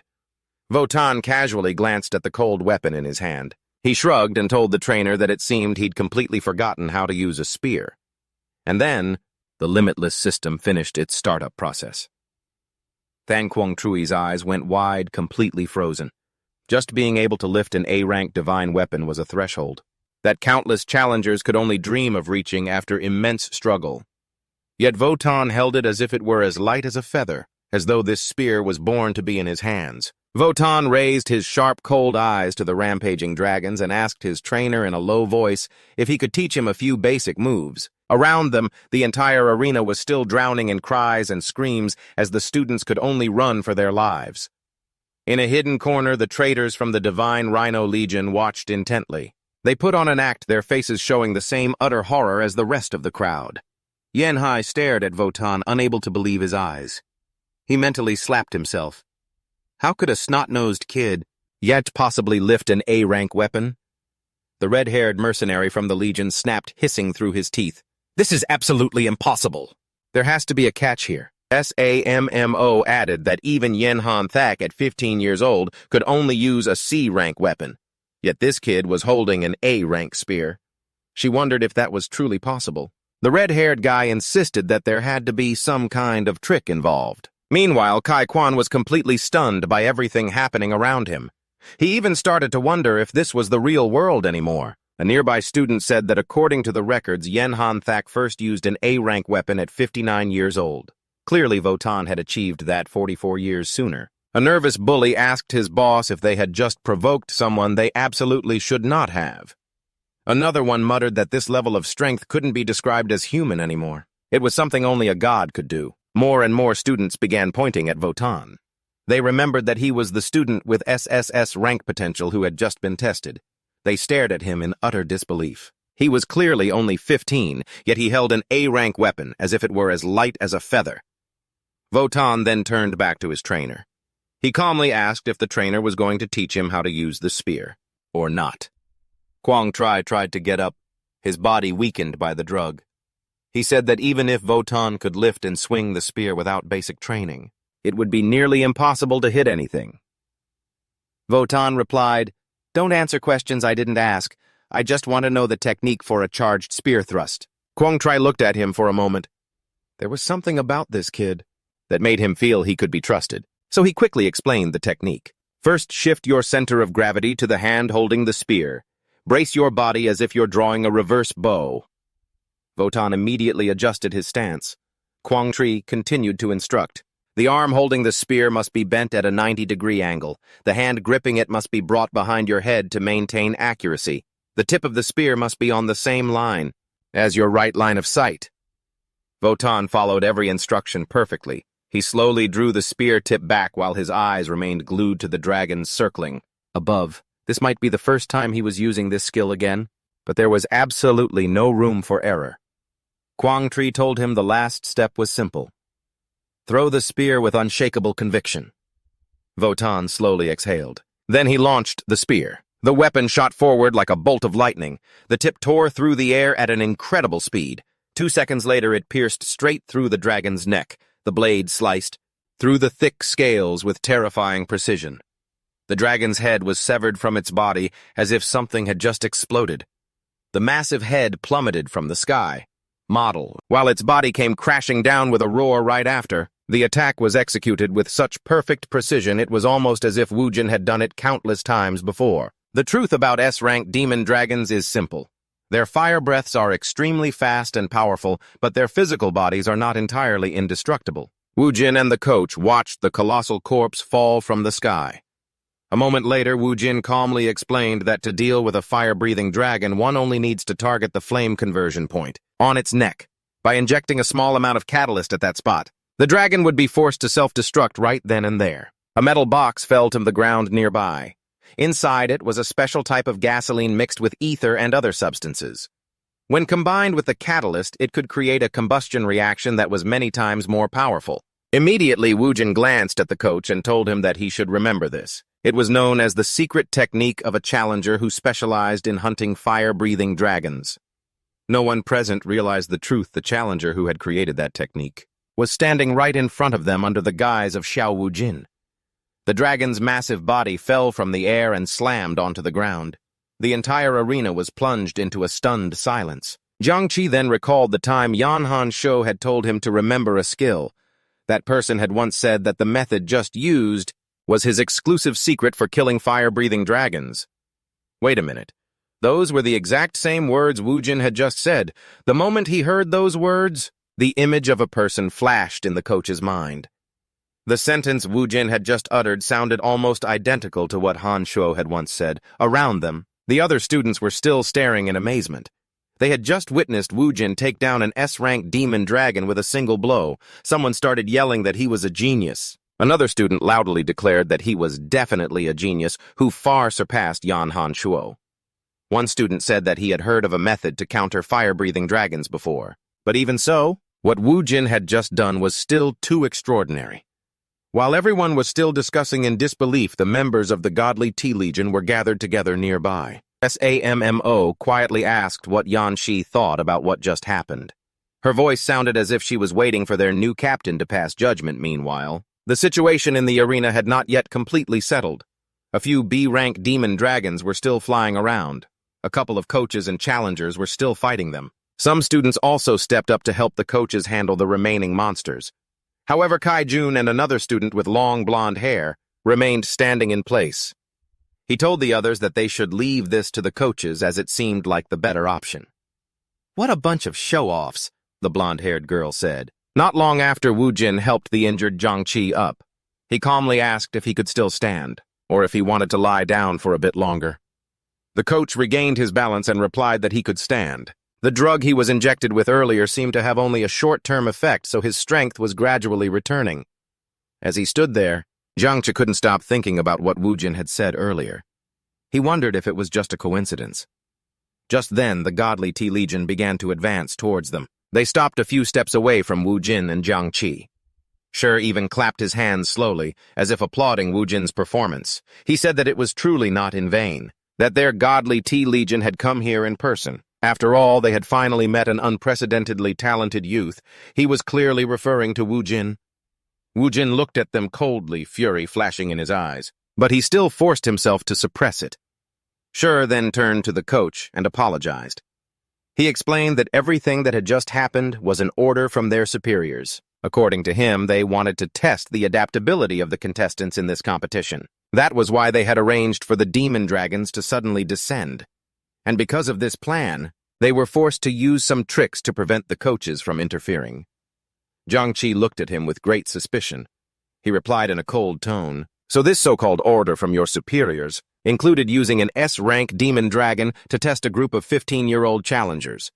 He sarcastically added that they sure knew how to get things done. She replied that after Yan Han Shuo's death, they were in desperate need of new combat forces, so he hoped everyone would understand the reason behind their decision. Just then, Wu Jin suddenly spoke up. He directly addressed Yan Shi as Senior Yan Shi. Both Yan Shi and Gong Shui looked at him, waiting to see what he wanted to say. Then Wu Jin asked a simple question. He asked if Captain Yan Han Shuo had any last words for them before he died. Yan Shi replied that their captain did indeed leave a few last words.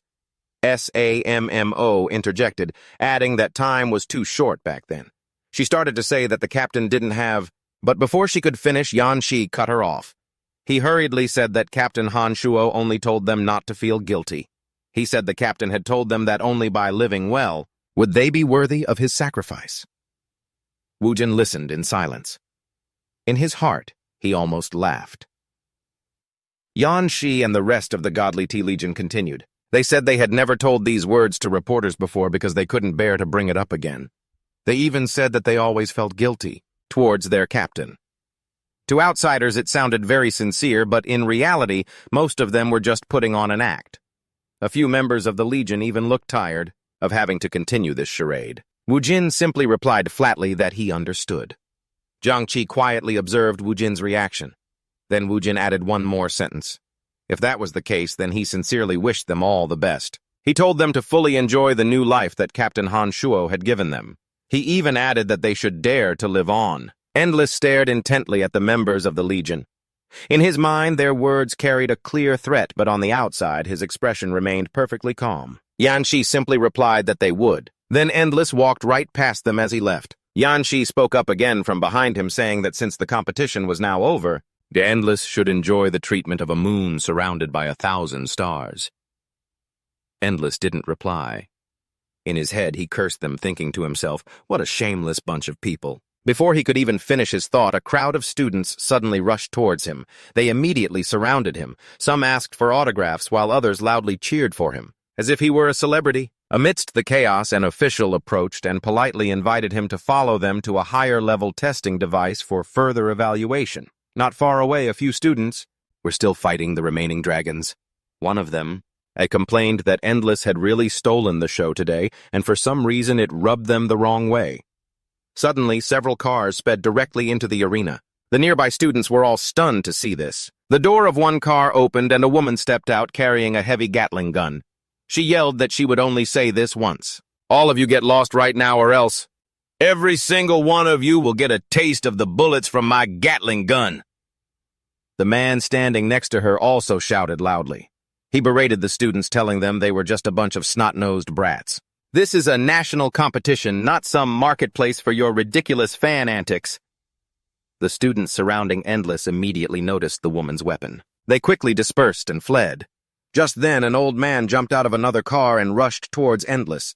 He worriedly asked if he was hurt. He kept blaming himself for not protecting him properly. The old man then hurriedly told Endless to get in the car so he could take him to a safe place to rest.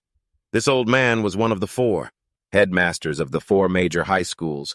He was the headmaster of Vuba High School.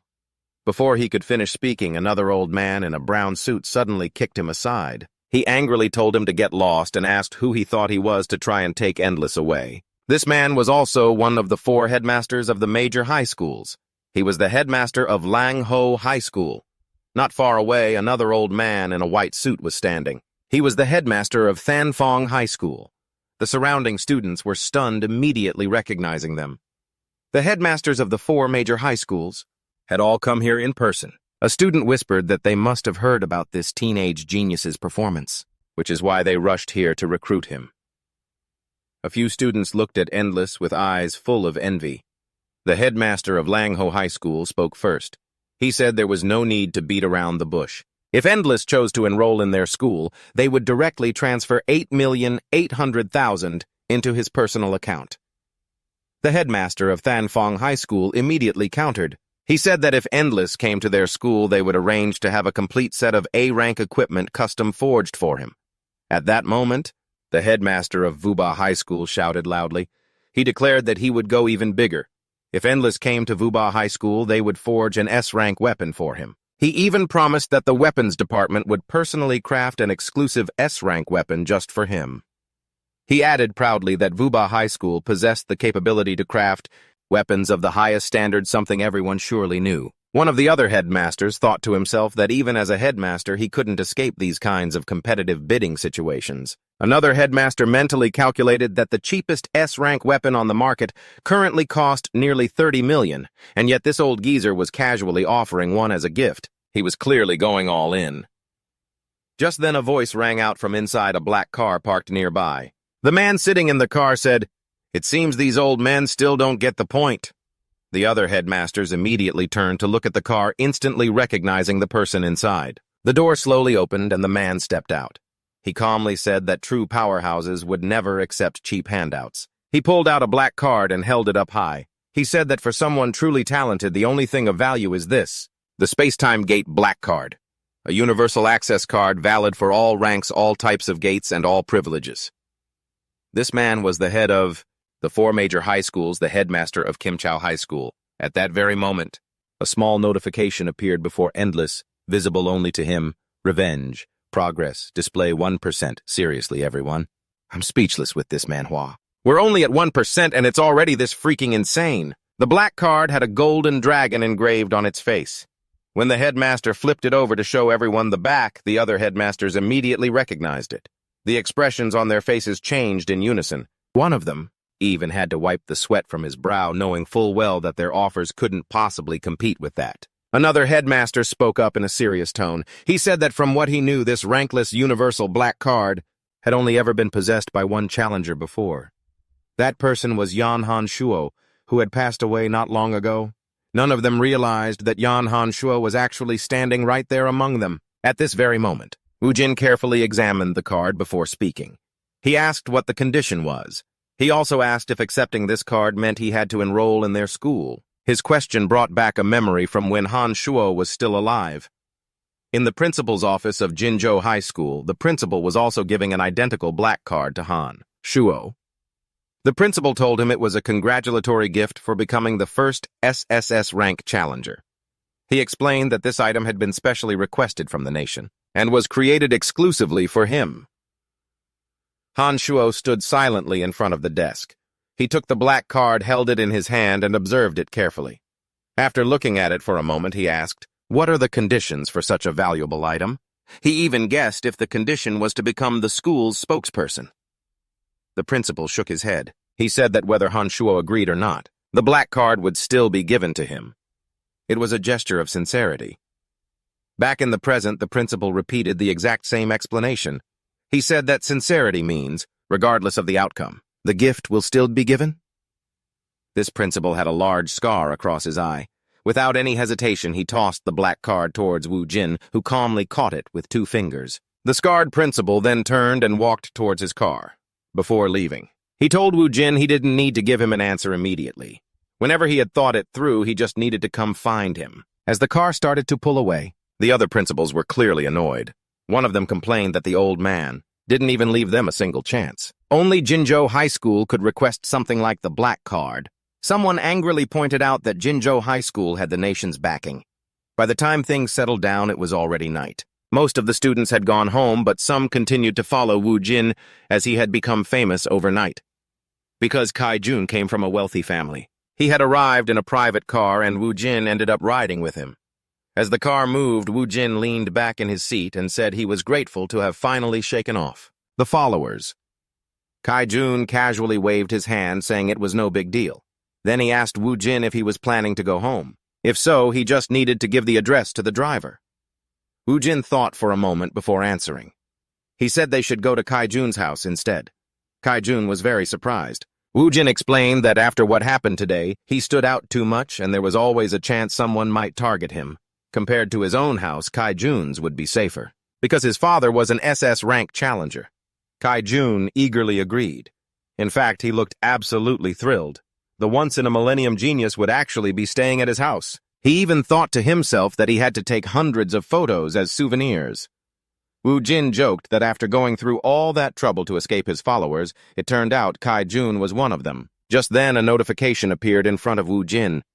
2 new alerts showed up. First, an advancement mission has appeared. Complete the mission to receive an A-rank blade. Condition clear a B-rank dungeon alone. Second, because the host has been reborn, you will be given a chance to reselect your class. Wu Jin quietly thought about this message. Clearing a B-rank dungeon alone was normally impossible. Even with the help of the level unlimited system, it was still extremely dangerous. However, second alert made him think about something else. Since he had decided to change his weapon type, perhaps he should also reconsider his class. After all, his original class was a swordsman. That class was more suited for a light blade than a heavy blade. He decided not to think too deeply about it for the time being, because there was something else he wanted to do first. After a moment of silence, Wu Jin suddenly spoke up. He asked Kai Jun if they could stop by somewhere else before heading home. Kai Jun looked worried. He immediately said that he promised not to bother him if that was what Wu Jin was concerned about. Wu Jin shook his head. It wasn't that. It was just that there was someone he wanted to see. Afterwards, Kai Jun could send someone to pick him up. Not long after the car stopped in front of an apartment building, Wu Jin got out and went inside. As he entered the building, he thought to himself that in this world, there was only one person he could talk to with complete honesty. Even so, when Wu Jin arrived at the apartment door, he still hesitated for a moment. His hand stopped in midair, before he slowly knocked. The sound of knocking echoed faintly in the quiet hallway. For a few seconds, there was no response. Then a voice called out from inside the apartment saying they were coming to the door. Wu Jin waited outside, trying to stay calm, but for some reason he still felt uneasy. A moment later, the door unlocked. The instant Wu Jin saw the person standing in the doorway, his entire body froze. It was Yan Shi. For a brief second, neither of them moved. Wu Jin couldn't comprehend what he was seeing. Why was Yan Shi here? This was supposed to be Lin Ding's house. Yan Shi clearly didn't expect to see him either. His face showed clear astonishment as he stared at Wu Jin standing outside the door. Before either of them could speak, Lin Ding suddenly appeared from behind Yan Shi. She looked curious and asked who Yan Shi was talking to. Yan Shi then turned to Wu Jin with a cold expression. He asked if it was really him, then questioned what Wu Jin was doing visiting another man's fiancée in the middle of the night. Hearing those words made Wu Jin both angry and indignant, but of course, he couldn't reveal his true identity, so he quickly came up with a story. He said that he was actually Han Shuo's sworn brother. He then explained that his brother had never mentioned him publicly over the years, so Lin Ding probably didn't know about him. He said he came today to give her something. When Lin Ding heard that, her expression immediately changed. A hint of sadness flashed in her eyes. Wu Jin continued saying that it was an important memento that belonged to his brother before he passed away. And you've kept it all this time. Yan Shi listened, thinking to himself that this explained at least in part why. A moment ago he had felt that this kid bore a strange resemblance to Han Shuo. Now it all made sense. If he was Han Shuo's sworn brother, that resemblance wasn't surprising at all. Yan Shi then pretended that Han Shuo had mentioned this younger brother a few times while he was alive and said that he remembered hearing about him. That was why he invited Wu Chen inside. Inwardly, Wu Chen couldn't help but think that this guy really couldn't stop acting, not even for a single moment. The three of them walked into the apartment. Wu Chen quietly observed his surroundings. This was a place he had once been incredibly familiar with. So much of the furniture inside was still exactly as it had been. The layout hadn't changed much, but the person standing here now was different. After a moment of silence, Wu Chen suddenly spoke up. He asked one more question. He pointed out that Yan Shi had just said Ling Ding was another man's fiancée. If that was the case, why was he here at this hour? Yan Shi seemed a little taken aback by the question. He looked at Wu Chen for a moment, then let out a soft laugh, saying Wu Chen must have misunderstood something. His tone was nonchalant, as if the situation were completely normal. Yan Shi went on to explain that the man he had referred to earlier as the fiancé was, in fact, himself. He was Ling Ding's fiancé. The words struck Wu Chen like an unexpected blow. For a moment his mind went completely blank and his body froze solid. The girl he loved, the woman who had stood shoulder to shoulder with him in his past life, was now engaged to the very man who had betrayed him. He had imagined many scenarios before coming here, but never this one. He said the wedding was set for 1 month from now. He and Ling Ding would be officially married. Those words echoed relentlessly in Wu Chen's mind. As Yan Shi calmly declared that he and Ling Ding would be married in a month, each word felt like a knife twisting in Wu Chen's chest. For Han Shuo, no. For the man now living as Wu Chen, this was almost too much to bear. Before Wu Chen could say anything, Ling Ding suddenly spoke up. Her expression was furious as she instantly denied it. She said she had never agreed to any marriage. Her parents had no right to make a decision like that for her. She told Yan Shi to stop spreading baseless rumors. Her voice was filled with indignation and disbelief, but Yan Shi remained completely unfazed. He even seemed amused by her reaction. He simply replied nonchalantly that as far as he knew, her parents had started sending out wedding invitations early that morning. The school relatives, family friends, everyone had already received the news. Ling Ding stared at him in shock and asked if he was being serious. Yan Shi nodded nonchalantly and added something that made the atmosphere even heavier. He said that in the 6 years Ling Ding had dated Han Shuo, her parents had never been so proactive. Not about anything. But now they were moving things along so quickly. It seemed that in their eyes Yan Shi was a far more suitable match than a certain someone's sworn little brother. The words were clearly laced with deep sarcasm. Wu Chen's expression darkened as a fire of rage ignited within him. For a few seconds no one said a word. The room plunged into a suffocating silence, and then suddenly Wu Chen burst out laughing. The sound took both of them by surprise. He laughed as if Yan Shi had just said something utterly ridiculous. He said that he finally understood something now. No wonder. My brother Han Shuo was always able to put Yan Shi in his place when he was alive, and no wonder he was the one who got to be with Sister Ling Ding. As he spoke, Wu Chen casually stepped forward and patted Yan Shi lightly on the chest. His tone was mocking, but every word was razor-sharp. He said that if he were Sister Ling Ding, he wouldn't agree to marry Yan Shi either.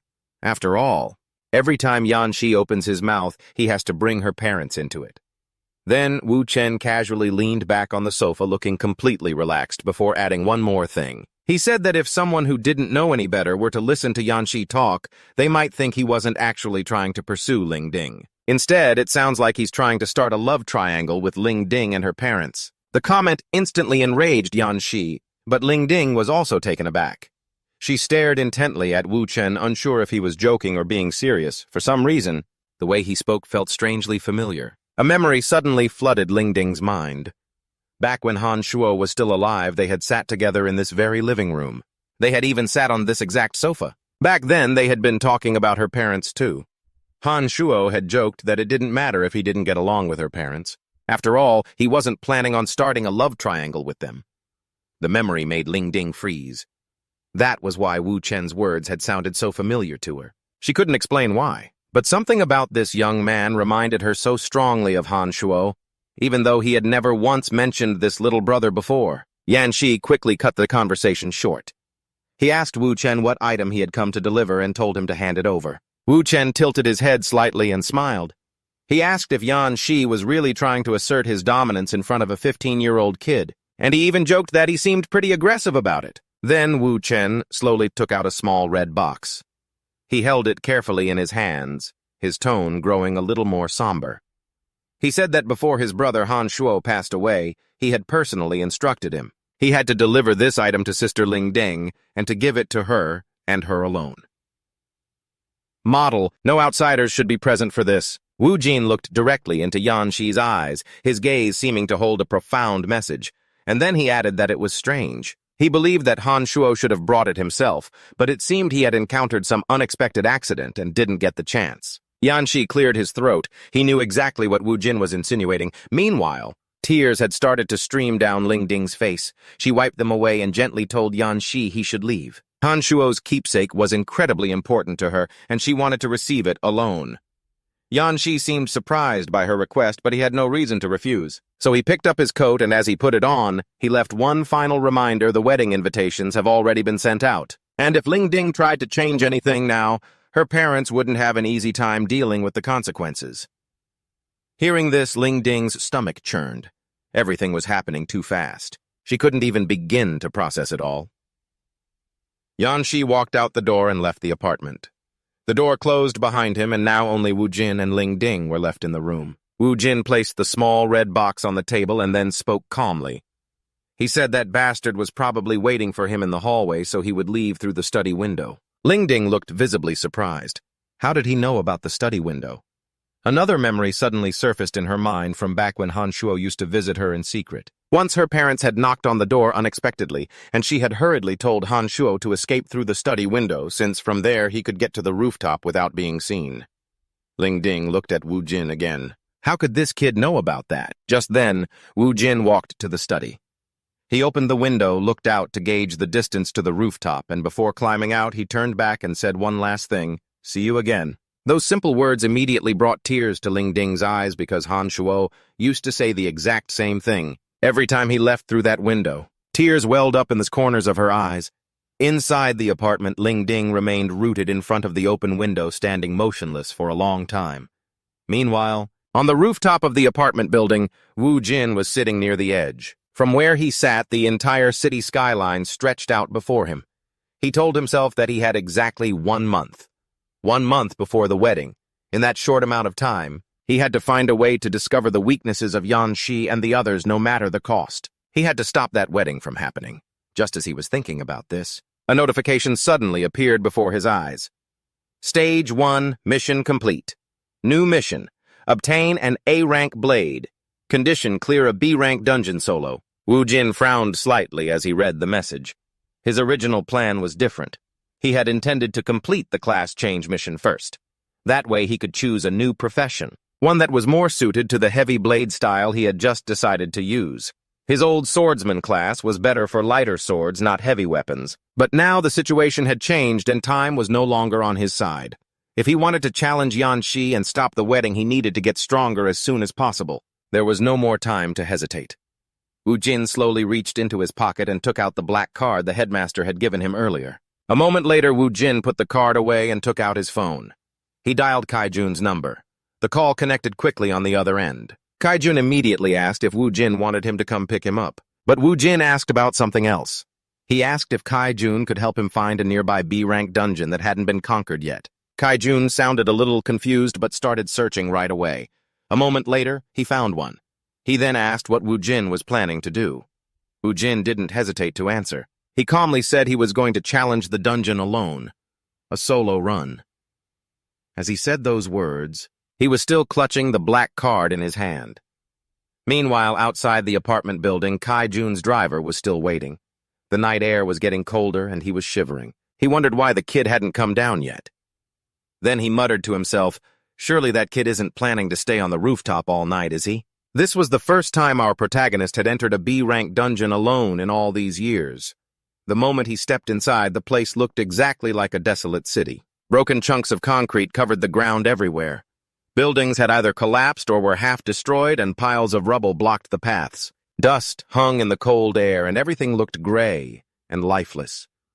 Wu Jin walked slowly through the deserted streets, his footsteps echoing softly on the pavement. It was cracked as he moved forward, calmly observing his surroundings. At the same time, he was also checking his equipment. Right now, he had equipped several items. Blazing armor, a C-rank chest piece. Silver Star Swift boots, a pair of C-rank shoes. The Blue Feather Helm, a C-rank helmet. And Power Gauntlets, a pair of C-rank gauntlets. All of these had been gathered by Kaijun at the last minute. Wu Jin paused for a moment and opened his character status window. His stats had increased significantly after putting on the gear. He briefly wondered how Kaijun had managed to prepare everything so quickly. Even with extensive connections, collecting so much C-rank gear in such a short time was no easy feat. After all, a 15-year-old boy entering a B-rank dungeon alone was something almost unheard of. Most challengers wouldn't dare attempt such a thing. Wu Jin continued to walk deeper into the desolate city. Compared to dungeons below C-rank, the biggest difference in a B-rank dungeon was the appearance of elite monsters.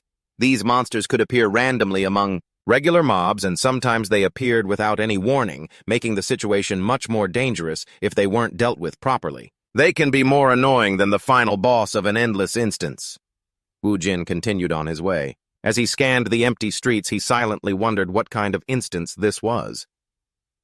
Beasts, robots, or perhaps skeletal demons. Just as he was pondering, a figure suddenly appeared behind him. A monster rose up just a few meters away, a portion of its skull missing, revealing part of its brain. Without hesitation, the zombie charged and lunged straight at Wu Jin, but he remained perfectly calm. In his previous life, he had reached SSS-Rank, so compared to his combat experience at that level, a B-rank instance was nothing more than a warm-up for him. These monsters were no threat at all. He calmly summoned his blade, and the heavy weapon materialized in his hand. Without even fully turning around, he thrust his blade backward. The blade pierced through the zombie's chest. The attack was clean and effortless. A system notification appeared. Current Challenger level C rank. B rank monster defeated. Over-level kill confirmed. The unlimited level system has been activated. Wu Jin glanced at the message for a moment before turning his attention back to his surroundings. This instance had an infectious attribute. Instances like these usually test a challenger's endurance and mental resistance. Just then, another sound came from behind him. Several zombies burst out from the surrounding rubble almost at the same time. Wu Jin narrowed his eyes slightly. Quite a few had shown up. He quickly realized something among the equipment Kaijun had prepared for him. There wasn't a single necklace that boosted mental resistance. That meant he absolutely could not let himself be bitten. Even a single infection could affect his body and his mental state. If the virus spread through his body, it could weaken his strength and impair his consciousness. The horde of zombies began to charge at him. Some carried broken weapons, others attacked with their claws. They rushed him from various directions at once. Wu Jin didn't wait for them to surround him. He changed his stance and charged forward. His blade swung horizontally. The heavy blade sliced through the first zombie's neck.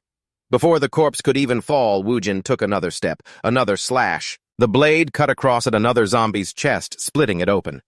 The third zombie lunged from the side. Wu Jin spun around and brought his blade down hard. Notifications continuously popped up in front of him. B-rank monster defeated. Over-level kill. Experience points gained. But after a few exchanges, Wu Jin started to realize something. This blade was too heavy. Although its power was immense, its weight slowed him down slightly, and sometimes he had to use extra effort just to swing the blade. At that moment, a zombie suddenly grabbed him from behind. There was no time to swing the blade. Instead, Wu Jin delivered a kick, planting his foot squarely in the zombie's chest. The force of the kick was so strong it sent the creature flying several meters away. Wu Jin slowly exhaled. Using such a heavy blade was still too unfamiliar. When he rested it on the ground, its weight even cracked the concrete beneath it.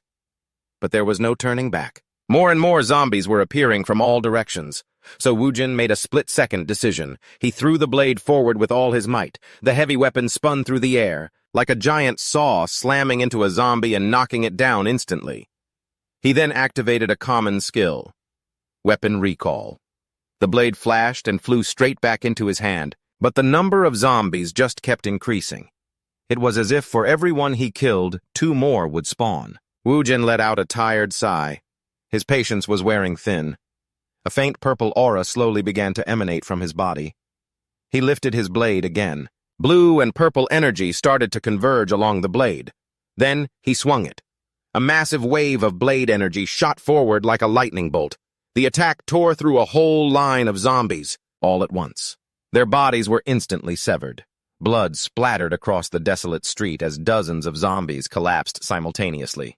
This skill was called Demon Slash. Our protagonist continued to transform into a butchering machine. The attack swept through so quickly it looked like a fleeting explosion on the battlefield. In just a few seconds, dozens of zombies had been cut down. When the dust settled, zombie corpses were scattered all over the concrete. This time, the rubble and blood stained the entire street red. Wu Jin casually sat down on a large slab of concrete. He took out a recovery potion and chugged it down while his fatigue meter showed 147 out of 150. Although he was uninjured, his stamina consumption was much higher than expected. Using a greatsword required far more energy. On top of that, he couldn't even use the skills. that were exclusive to light swords right now. He could only rely on common skills and his physical strength. There were a few times during the battle when he had almost been injured. He recalled the moment just now, when the zombie had suddenly appeared right behind him. At that time, he had no choice but to kick it away. Meanwhile, on the roof of a nearby dilapidated building, two figures stood silently. They were also zombies, but they looked much stronger than the ones Woojin had just fought. One was completely wrapped in bandages. The other looked like a woman with a long metal bolt pierced through her head. These two elite zombies had been watching the entire battle. They had seen clearly just how easily Woojin had wiped out their zombie underlings. Of course, Woojin had already noticed them too. He looked up and stared right at them. Elite monsters. But something was very strange. Usually, elite monsters would appear alongside the smaller mobs, and yet, these two had hidden in the back waiting until the last minute. Suddenly, the female zombie unleashed a vicious purple aura. A moment later, something unexpected happened. The zombies that Woojin had just killed began to stir. One by one, the corpses sluggishly rose to their feet. This elite monster had the ability to resurrect the dead. Woojin quickly understood their plan. Since he was alone, they intended to overwhelm him with sheer numbers to win. A slow war of attrition. The two elite zombies looked down at him with smug expressions, believing the tables had turned in their favor. Meanwhile, Woojin remained calmly seated on the concrete block, his blade still stuck in the ground right beside him. Then suddenly the newly revived zombies unexpectedly exploded one after another. Their bodies blew to pieces before they could even take a few steps. The elite zombies were frozen in disbelief. Woojin slowly stood up even though his level had dropped back to C rank. Even after returning to his younger body, the titles he'd earned in his past life were still with him. The just-activated effect was called Zombie Death God. A system notification appeared. Zombie Death God. An effect that inflicts permanent death on zombies, nullifying any and all abilities for regeneration, recovery, or resurrection. Condition to obtain. Slay 10,000 zombies.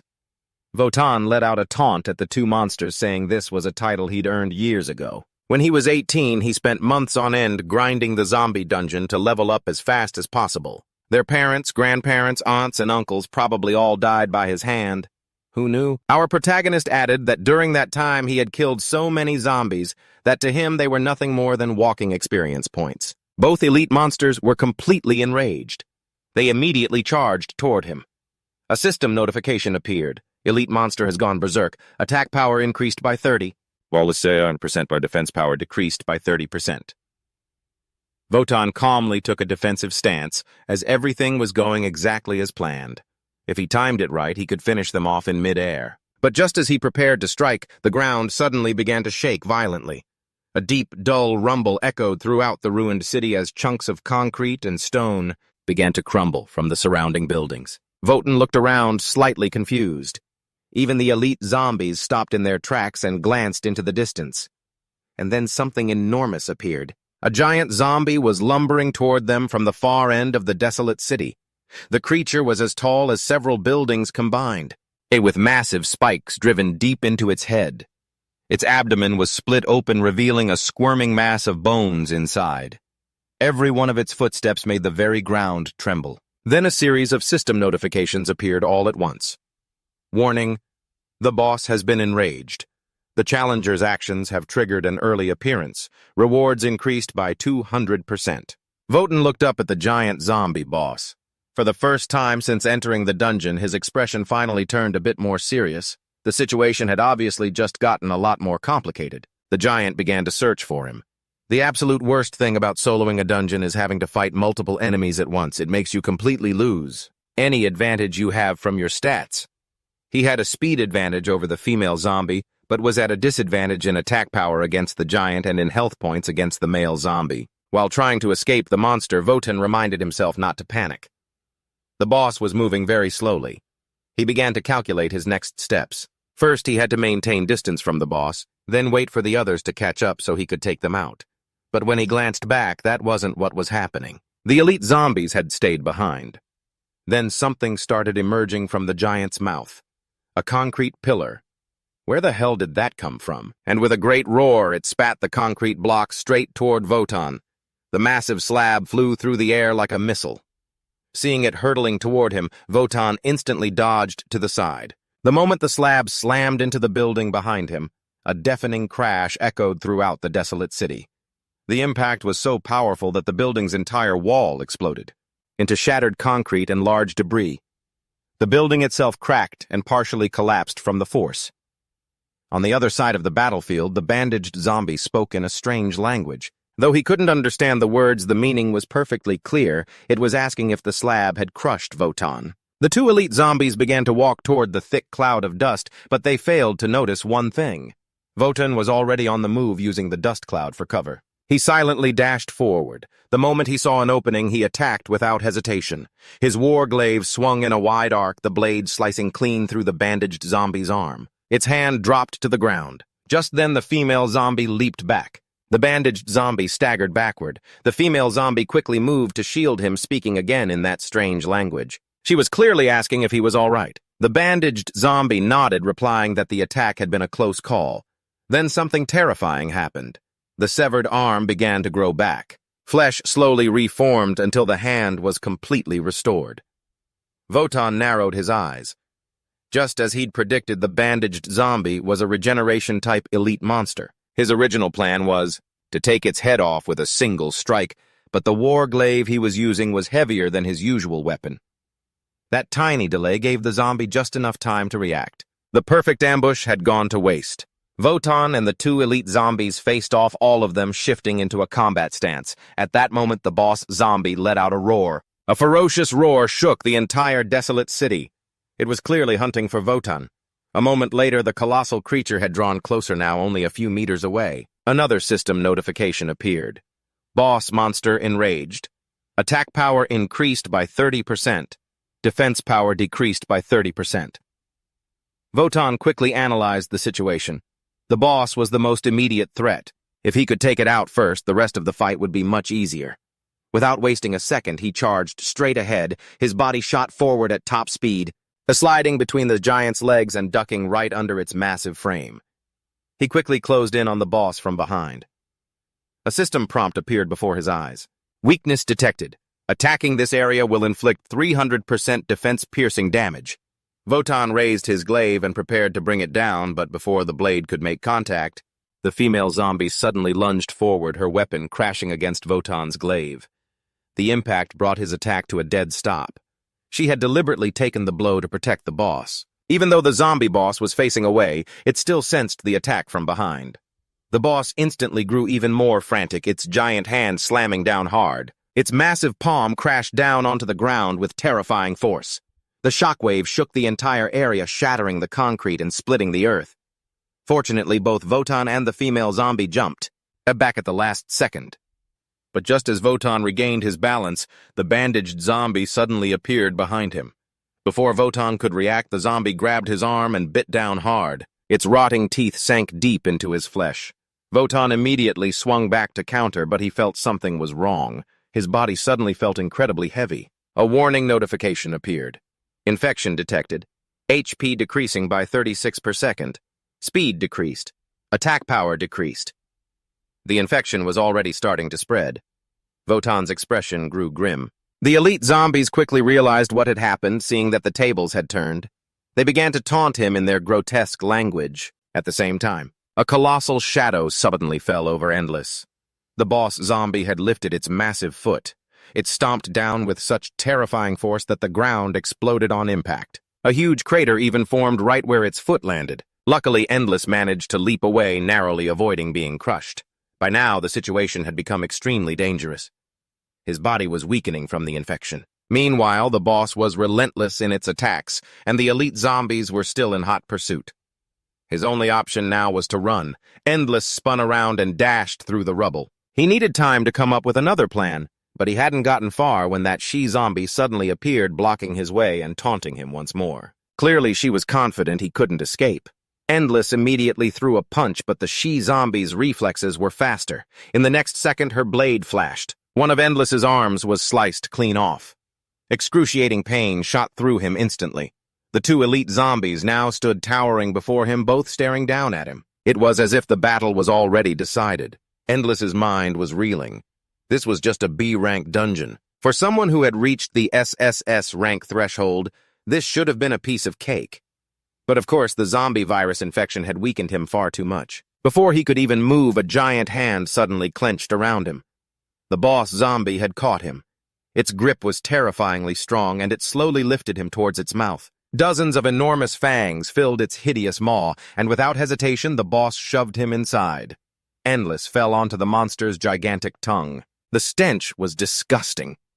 He slid deeper into the creature's mouth and fell straight into its stomach. Everything around him was pitch black and submerged in thick acid. Outside the B-rank dungeon, Kaituan and his driver were still waiting. They stood near the entrance to the time-space gate. Suddenly, a black car pulled up in front of them. The door opened, and the person who stepped out was none other than the principal of Kim Hoa High School. He immediately asked what they were doing there. Kaituan looked astonished. The principal calmly explained that the black card given to Endless had a tracker installed. When the card detected a B-rank time-space gate had just opened, he immediately guessed who was responsible. It could only be that reckless kid. Kaituan was stunned as he had no idea the card contained a tracking device. The principal simply replied that it was necessary. After all, even Yen Han, Thak was only able to clear a B-rank dungeon alone when he was 18 years old. For a 15-year-old kid to try the same thing was far too dangerous. He looked towards the dungeon entrance. With an extremely grave expression, all they could do now was pray for the boy and hope nothing terrible happened. Inside the boss zombie's stomach, Endless lay sprawled out. Soaked in stomach acid, the disgusting liquid corroded his flesh, but his mind paid no attention to the pain. Images kept flashing through his head. He saw the moment he saw Lin Din again. The instant she opened the door, the way she looked at him, and the memory of standing with her in a room. Everything replayed over and over in his mind. In that moment, Endless had a sudden, clear realization. He couldn't fall here. He couldn't fall now. Just then, a new system notification appeared. Class Change Quest. Clicking Confirm will immediately transport you to the Class Change dungeon. Upon entry, the challenger's entire status will be completely refreshed to ensure the best possible class determination. Two options appeared: confirm or cancel. Without a moment's hesitation, Endless hit confirm. Inside the dungeon where the Divine Core team had abandoned him, Endless suddenly realized he had been teleported back here. The scene was exactly as it was before. He was now sitting at the top of a long flight of stone stairs. Two towering pillars stood on either side, and in the middle was a large stone cross mounted on a long concrete table. Endless was leaning against the table, his body looking utterly exhausted. Everything that had just happened in the B-rank dungeon, Sai had drained the last of his strength. The fight with the elite zombies, the infection, and the moment the boss monster swallowed him whole. A notification appeared before his eyes. The system announced that the challenger's condition has been fully restored. All injuries and adverse effects have been removed. As soon as the challenger is ready, you may press the start button to begin the test. Endless stared silently at the message.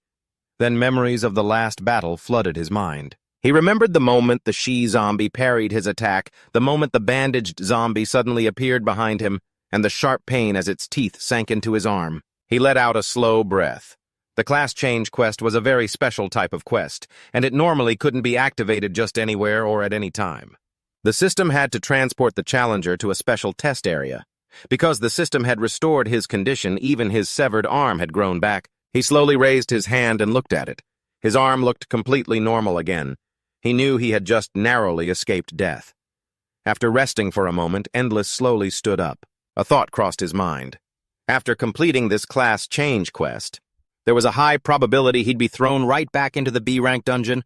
The system usually resumes the previous event after special quests are completed. That meant one thing: he absolutely had to make the most of this opportunity. And he needed to obtain a class that was perfectly suited for him. The only class that could help him unleash 100% of his true power. Endless looked back at the notification screen while stroking his restored arm. After a brief pause, he reached out and pressed the start button. Immediately, the system announced that there would be multiple rounds of tests, and the weapon used in each round would be completely different. Killing a soldier-level enemy would award 2 points, getting hit would subtract 1 point, and hitting a critical weak spot would grant an additional bonus point. If the challenger dies during the test, the current weapon type will be permanently disabled. As soon as the system finished its instructions, a few knight-like enemies suddenly appeared before him, rising from the ground as if the floor itself had given birth to them. The system then announced the start of the first round. Current weapon dagger. A dagger suddenly materialized in Xiao Wujin's hand, and at the same time, the system adjusted his stats. His speed increased significantly. Meanwhile, his penetration power and evasion were also improved. These adjustments were designed to suit the characteristics of a dagger user. Without wasting another second, the moment the enemies began to move, he lunged forward. In the blink of an eye, he had slipped behind one of the knights. He wrapped an arm around the enemy's neck and plunged the dagger deep into his throat. A notification popped up stating fatal assassination. Instant kill, plus 3 points. 3 other enemies charged madly toward him. Xiao Wujin leaped back to dodge the attack. As soon as he landed, he was moving again, the dagger in his hand flashing continuously. A stab to the neck, a lightning-fast strike tearing open a throat, and the third enemy fell immediately after. The movements were incredibly fast, decisive, and precise. For a moment, it seemed as if Xiao Wujin had entered a true killing frenzy. Before long, the first round had ended. Another notification appeared. The second test round will begin now. Weapon type, Great Blade.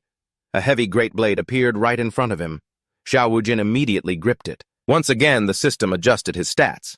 This time, his strength attack range and burst power increased dramatically after the stat distribution was optimized. His physical strength felt immensely greater than before.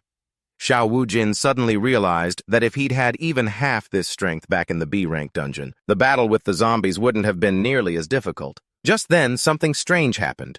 The group of enemy knights in front of him suddenly began to merge. Their bodies twisted and collapsed into one another. They combined into a single giant knight-shaped enemy. Xiao Wujin observed carefully. Clearly, the system was testing how different weapons dealt with various types of enemies. When facing large monsters, an instant kill isn't always the best tactic. The key is to neutralize their ability to move. The giant knight attacked first. Xiao Wujin quickly dodged to the side. The moment the attack missed, he immediately rushed forward, his body sliding between the giant knight's legs. He swung the great blade low to the ground in a powerful slash, severing the enemy's ankle. The giant knight lost its balance instantly, but Xiao Wujin didn't stop. He grabbed onto the enemy's arm and climbed upward, turning its enormous body into a ladder. He ran along its arm, heading straight for its neck. When he reached the back of its nape, he activated the Great Blade's exclusive skill, Lion's Roar Slash. A brilliant golden aura erupted from the blade, the energy condensing into the form of a roaring golden lion. The Great Blade came crashing down, the attack slicing clean through the giant knight's neck. Its head flew off and slammed onto the ground. The massive corpse quickly collapsed right after. But the test didn't stop as another group of enemies immediately appeared. The next test round was set up with the weapon-type light sword. Xiao Wujin grasped the light sword, and with a single sweep, he unleashed a powerful slash that cut through countless enemies at once. They collapsed in an instant. Another notification appeared. Next round, weapon-type hammer. This time, Xiao Wujin lifted a heavy warhammer and brought it crashing down on an enemy's head. The force of the impact crushed the enemy instantly. The rounds continued in a flash. Next weapon, katana, Xiao Wujin, lunged forward and cut down several enemies with a single fluid strike. Next weapon, spear. And this time, a dragon-shaped enemy appeared. Xiao Wujin launched the spear forward with perfect timing, the weapon piercing straight through the dragon's chest from a distance. Round after round passed continuously. With each weapon, Xiao Wujin earned more and more points. Finally, the system announced that all weapon tests were complete. Now the system will analyze which weapon type the challenger is most proficient with. Xiao Wujin exhaled sharply. The entire process had completely drained him. Even so, he believed his overall performance was quite excellent, and now he just had to wait for the results. Beads of sweat slowly rolled down his face as he waited for the screen to finish analyzing the data. Then the first result appeared. Dagger score 98 points. Classification mastery level. Xiao Wujin nodded slightly. After all, the dagger wasn't a bad result, as it had advantages in speed and assassination. But before he could think further, another notification appeared. System error detected.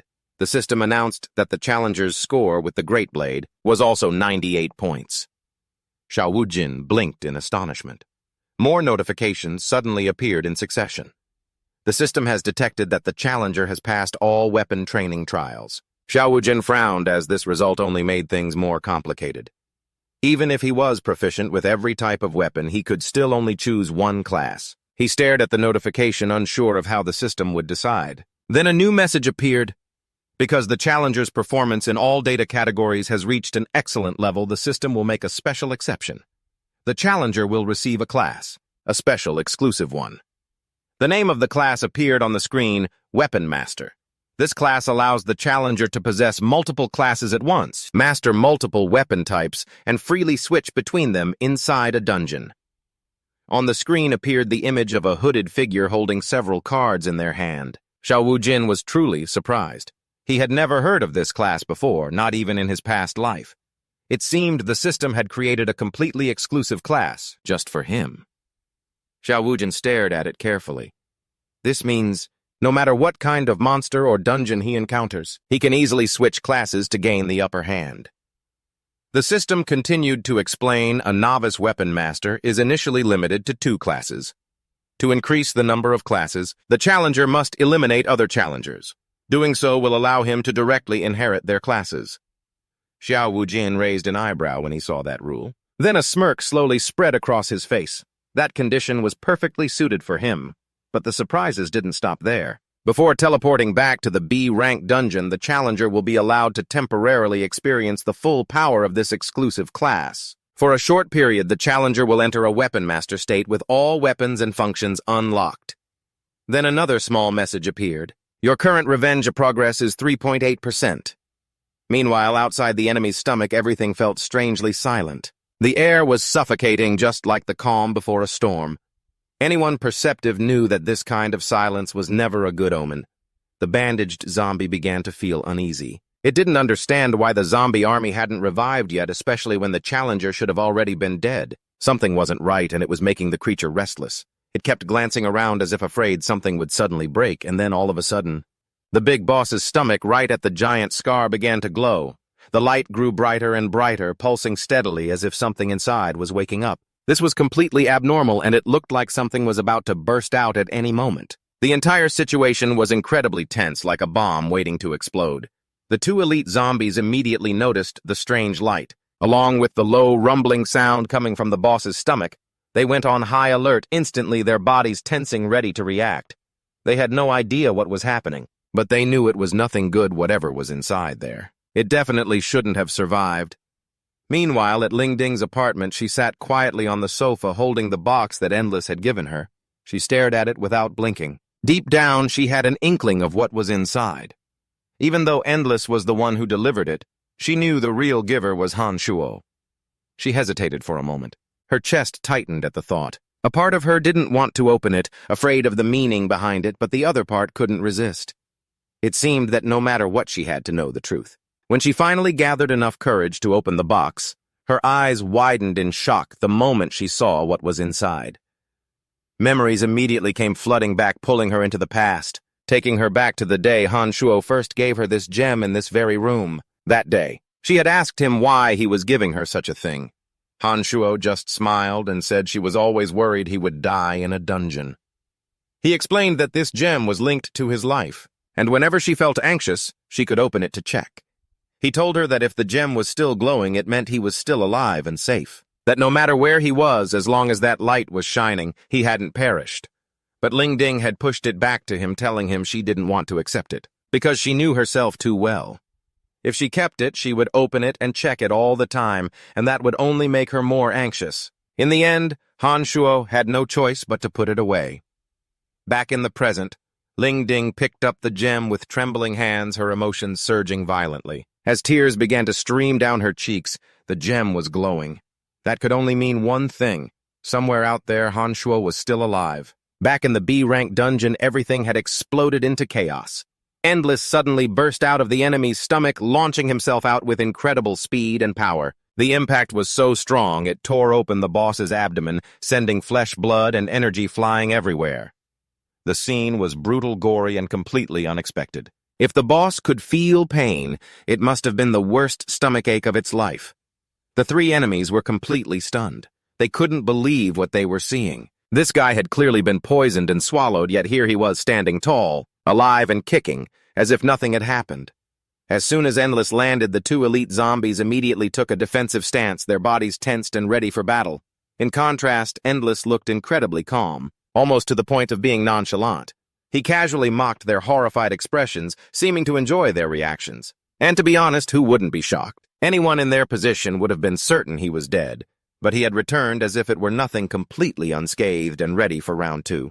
Endless then adjusted his stance and slung the greatsword over his shoulder. His energy changed.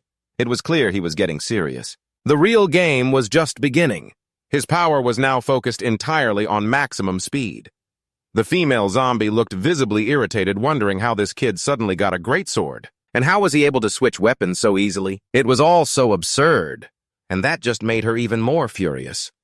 Endless noticed their confusion and just laughed, even though he couldn't understand a single word they were saying. He guessed they were doubting their own eyes, so he decided to give them a real show.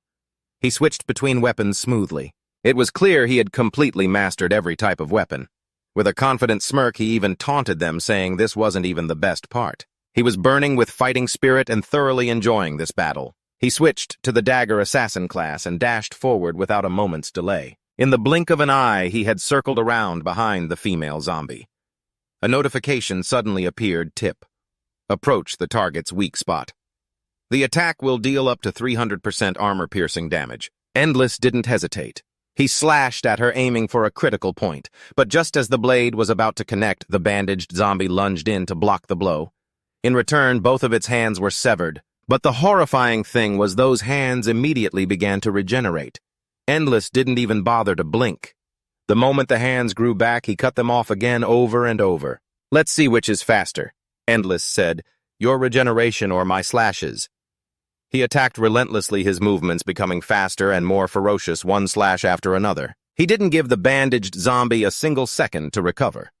The fight turned into a brutal exchange, super regeneration versus pure speed.